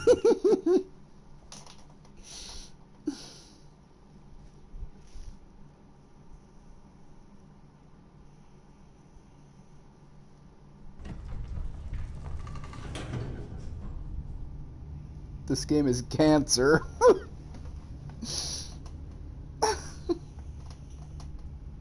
This game is cancer.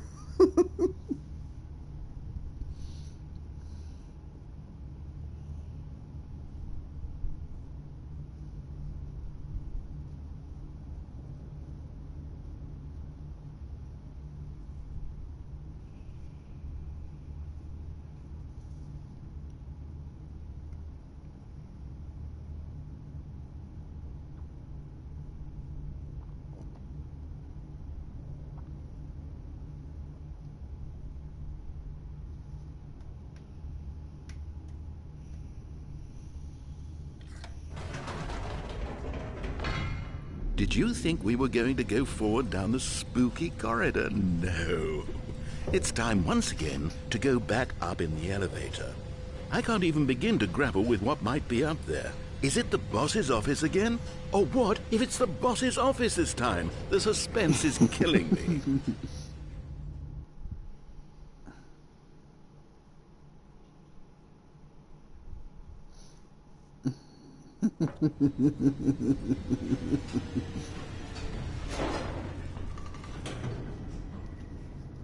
No shit. It's the boss's office again. I can't believe it. God. It's the boss. boss's office. This absolutely changes everything for me. Give me a time out here for a minute while I process this.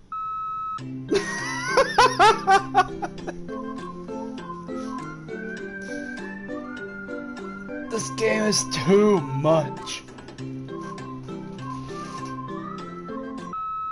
Okay, I'm ready. I'm prepared to embrace this stunning revelation and to move forward with... No! No, wait! No! I need more time to process.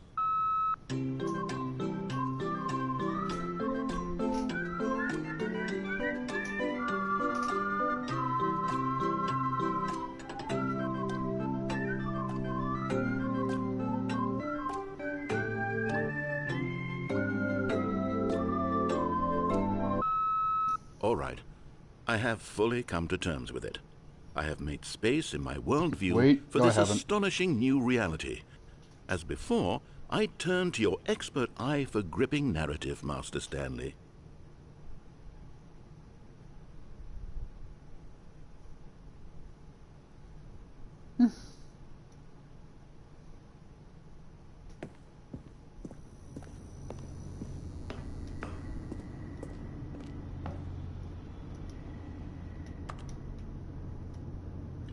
Of course. Going back down in the elevator. How did I not anticipate it? I mean, sure, now it's obvious, but you have to understand that 30 seconds ago, this kind of thing had never been attempted before. I had no frame of reference to even anticipate it. That's just how revelatory Stanley's decision-making is. A breath of fresh air in a landscape of storytelling that has grown stale and repetitive.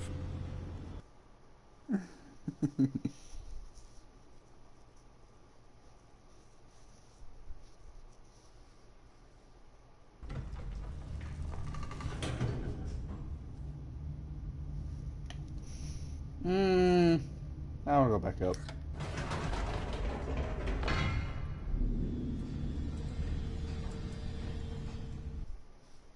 He didn't say anything that time.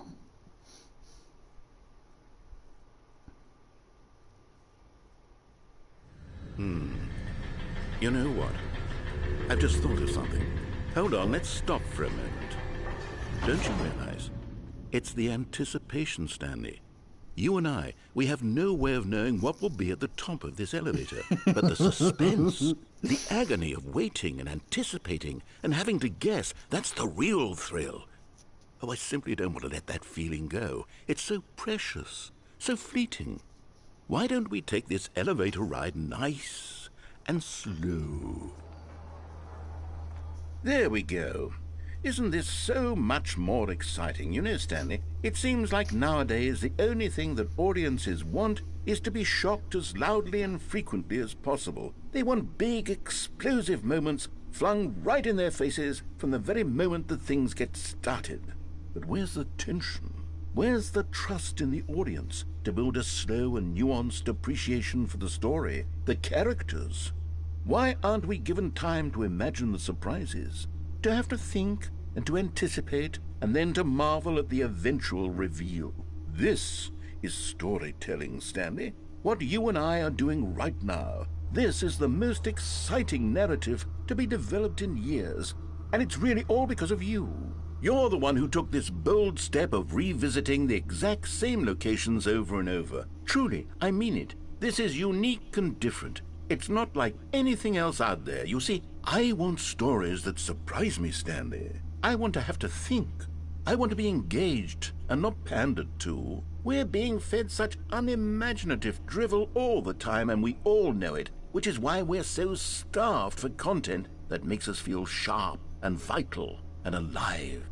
That's why people like you so much, Stanley, because you're not afraid to spit in the face of tradition. You're a role model, you know? People look up to you, which is why... Oh, I didn't know when to spring this on you, but, well, I've gathered a little press conference for you, so that you can talk about your work and your storytelling and your life. Yes, I know you're not much for the public eye, but I thought it would especially mean a lot to the people who have been following you from the beginning. They really look up to you, Stanley. I don't know if you realize the impact you have on them. This is the kind of gesture that might leave a tremendous impact on them for the better. Oh good, we're here. Yo, it really was worth it. Okay, What I the tell room you. we're holding the press conference should be just around the corner here somewhere. Oh my god. World's healthiest human being. All tricks revealed. How we did it. The pyramids. The guy who went to Mars.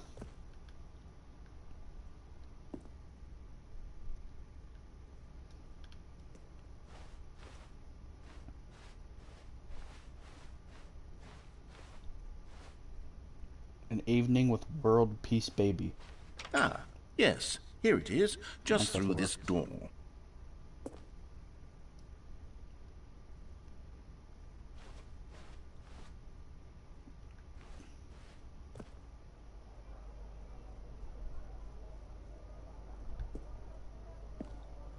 All right, are you ready? I've told them you're going to speak a little bit about the nature of surprise in storytelling and what it means to craft a truly unpredictable narrative. Oh, don't worry, you'll do great. Just be yourself and speak from the heart. I'm really proud of you, Stanley. Okay, it looks like they're ready for you. Go get 'em.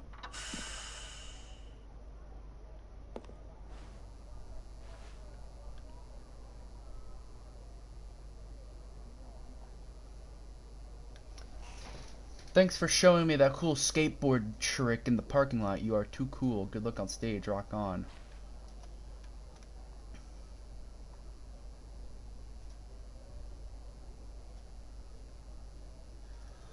I love the way you ride elevators.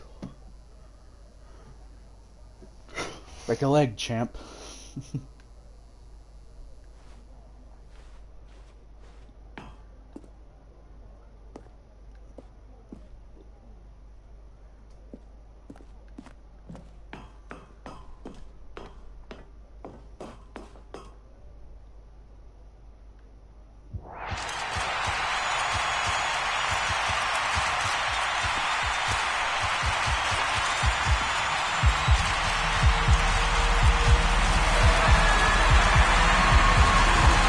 Oh my god, that's loud.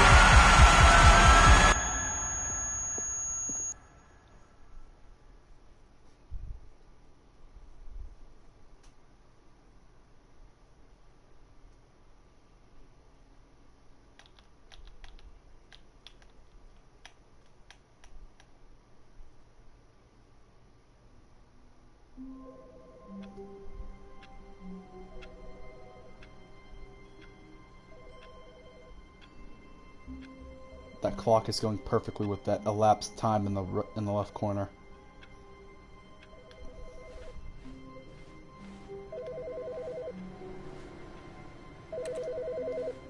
Oh, it's the it's the boxes that I ordered. That's right.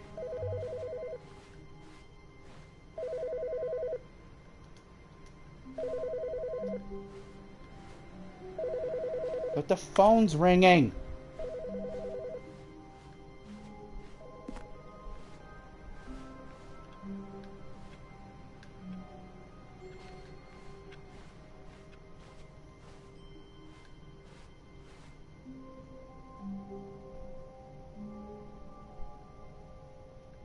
New content? Oh, new content? What does that mean, new content? That's what I'm saying. Show us this dude's balls.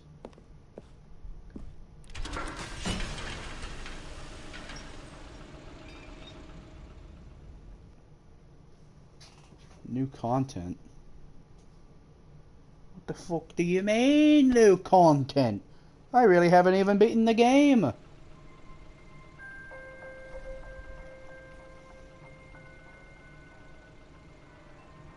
Hello, and thank you for playing the Stanley Parable Ultra Deluxe. As you may know, the Stanley Parable was a video game released in 2013 on home computers.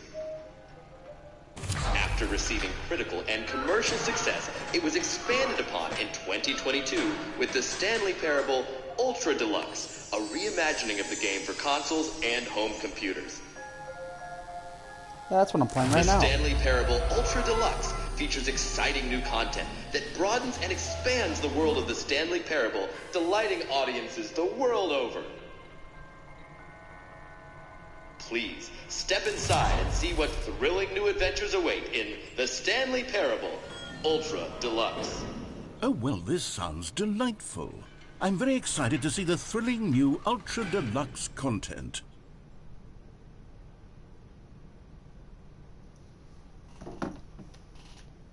New content. Wow, I haven't even seen the original content. Okay, so far it's an elevator. Nothing special yet, but I'm sure it's just the beginning of a mesmerizing adventure. Oh, boy, sweating. Indeed. Is it broken? What's going on? Should we be moving somewhere or... oh, there we go. All right, finally, at long last, it's on to the new content. I've never been more ready. Let's do it. It's gonna be like nothing.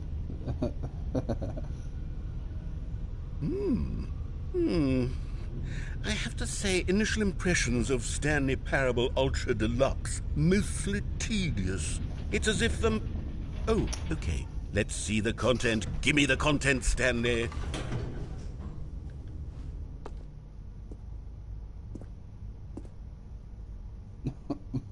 What? All right. All right, let's see. It's the jump circle.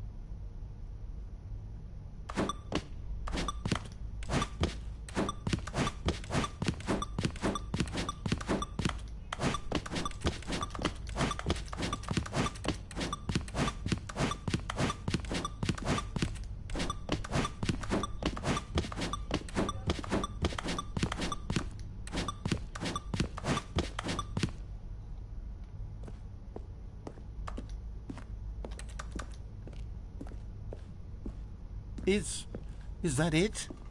Surely that's not all the new content. There has to be something else, right?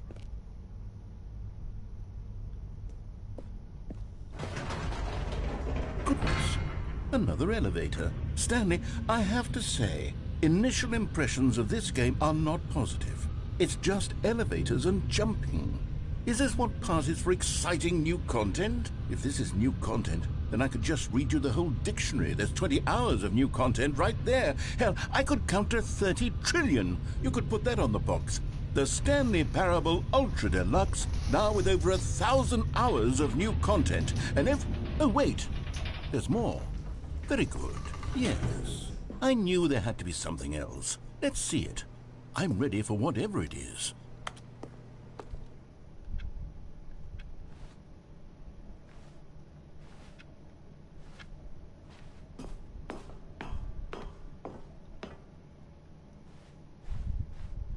That's it? Oh, you've got to be kidding me. You see, Stanley? This is what happens when greedy video game developers with no respect for their fan base rush a cheap expansion to market for no reason other than to make an easy dollar. And don't get me started on the level of craftsmanship that's gone into it. In fact, I'm looking right now at the game's trophies, and it's hard to believe one of them actually says, "Test trophy, please ignore." What quality assurance departments? That's actually true. There is actually a trophy called that. He didn't actually make that up. Test trophy description, replace this. Quit the game, then start it again. Play the Stanley Parable for the entire duration of a Tuesday. A trophy that just says 8. Literally the number 8. Click on door 430 5 times. Complete the Stanley Parable in under 4 minutes 22 seconds. Not including load times. Set all setting sliders and menu to all the available numbers. And then don't play the Stanley Parable for 10 years. Off on this.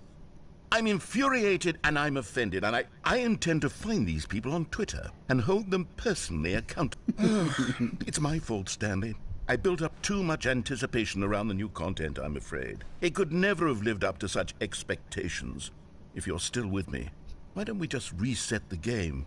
and we'll try to get back to what the Stanley Parable is really about. No frills, no gimmicks. Just you and me having a great time together like always. What do you say, friend?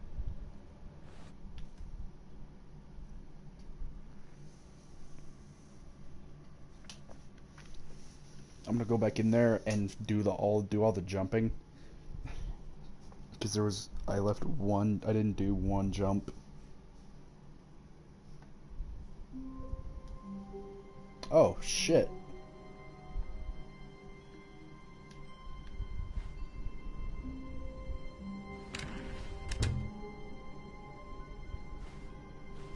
Okay.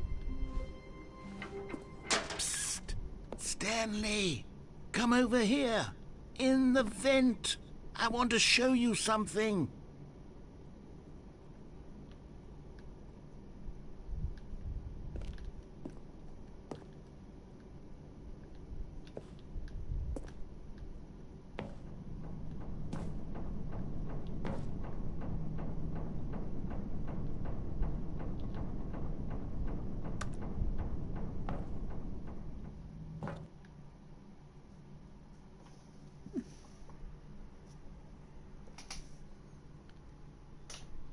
I can easily do a stream on this for like the next 5 hours, I'm not kidding.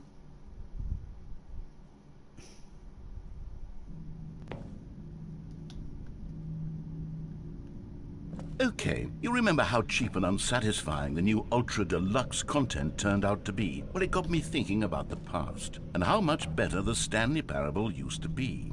So I made something special, and tucked it away here where the game's developers won't find it. Just our little secret.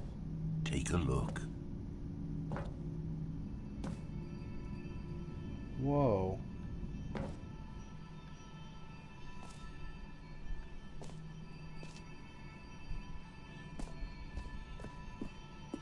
I call it the Memory Zone. It's where I've been storing all my favorite memories so I can relive the peak experiences of my life whenever I want. Experiences like the launch of the Stanley Parable on PC.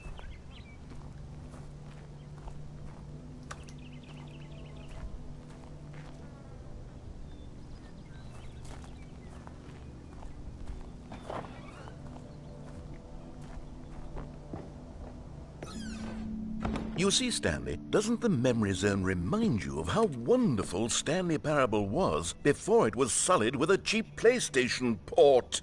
Remember back in October of 2013, when the game originally launched? Back then, video games had integrity. Back then, it all meant something. Oh, the waste. Are they gonna like reference like, GTA 5 was released that year. Breaking Bad ended that year.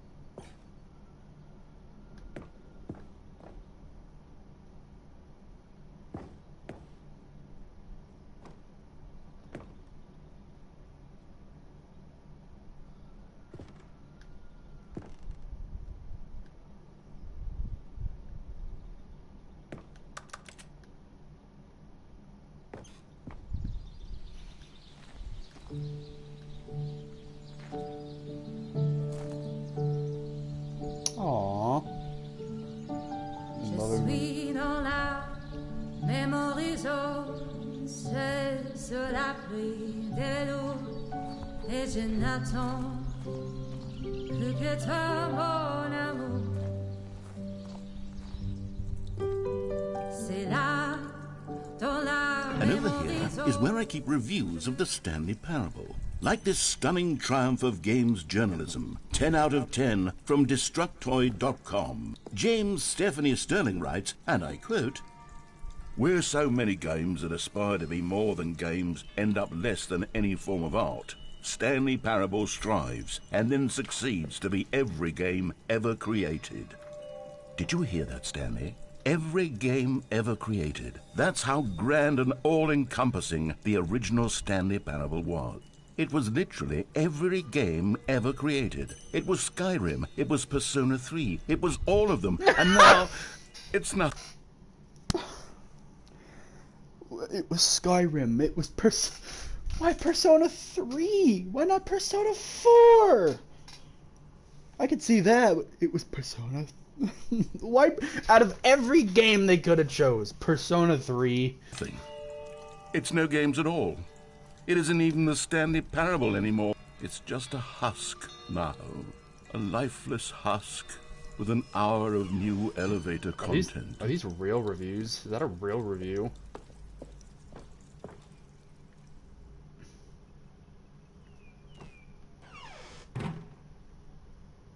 Well, that was weird.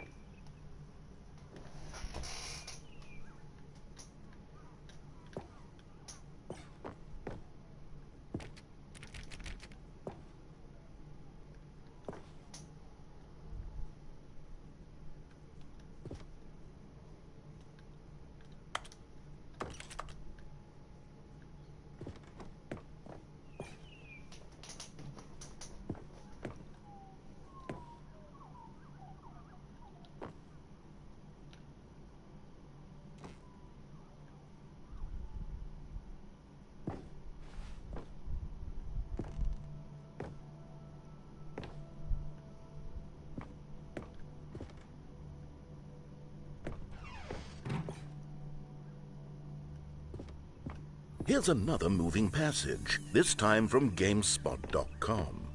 The Stanley Parable is both a richly stimulating commentary on the nature of choice in games, and one that offers some of the most enjoyable, surprising, and rewarding choices I've ever been confronted with in a game. 9 out of 10. Don't you get it, Stanley? The game was perfect. It didn't need anything else. It didn't need new content. All they had to do was transport it in pristine condition along to the PlayStation, boom, done. And they couldn't even do that. Couldn't resist the urge to go meddling with a beloved franchise. Franchise? You only have one game under your belt. You're not a franchise, there's one. It's a one and done game.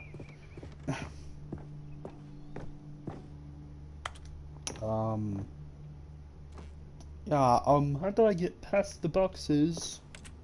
Hello?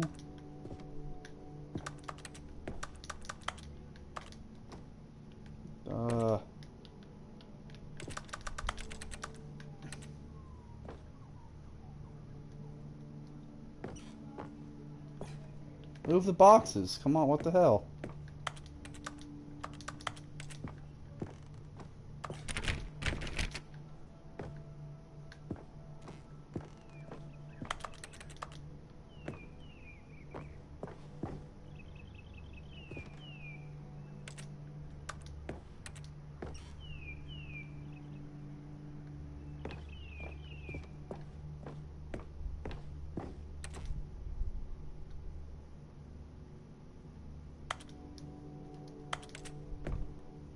Wait, is it like... These were simpler times, Stanley. But I wouldn't give to go back, to have it all over again.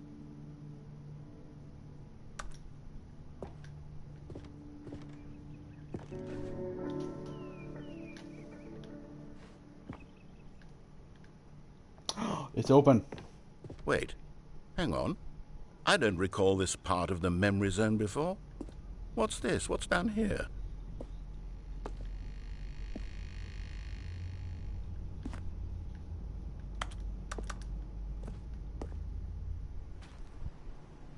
Oh no, oh God, no, Stanley. It's a collection of reviews from Pressurized Gas, the extremely popular online storefront for computer games.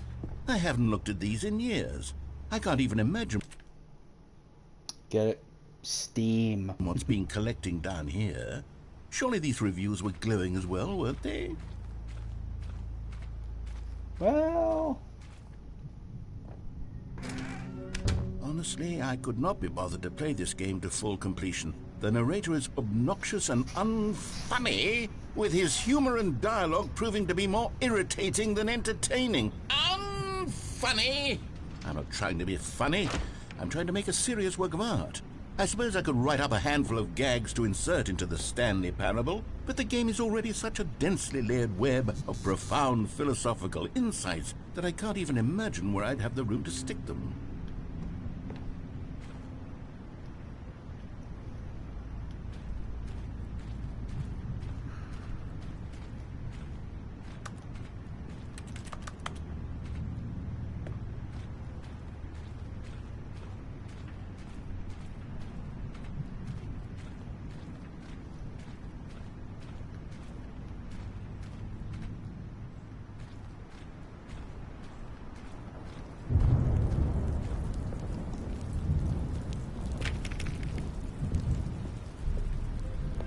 Okay, let's see what this one says. While the idea for the game is good, for someone who prefers non-linear games, this preachiness gets annoying fast. Preachy? Stanley? I'm not preachy, am I? You can tell me if I'm preachy. Honestly, you can. Oh, goodness. This is actually quite shocking for me. Well, to be honest, I had always thought of the game's dialogue as being rather terse to begin with. You can't know how much fluff I cut from the game to get it to feel as light and airy as it... Well, I always thought it did, but maybe it wasn't. Oh dear, what an awful memory to have to hold on to.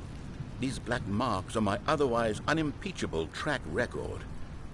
I feel like a failure, like I let these people down. Perhaps the Stanley Parable isn't quite as sterling as I always remembered.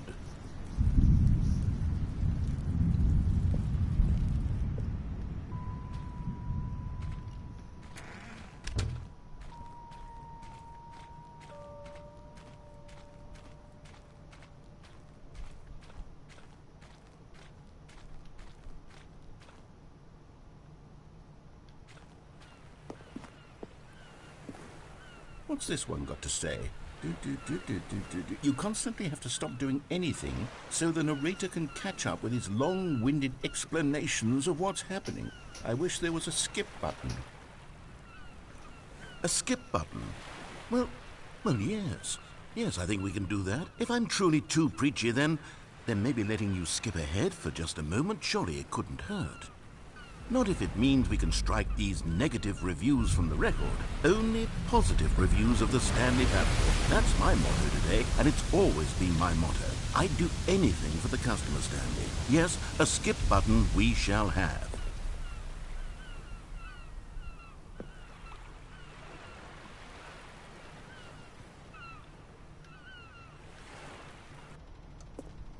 And here it is. Go ahead and give it a shot. I'll pop you forward in time so that the second my incessant droning starts to bore you, with just the push of a button, you'll have zipped right past it. It's what the players have been asking for, and I'm very proud to have delivered.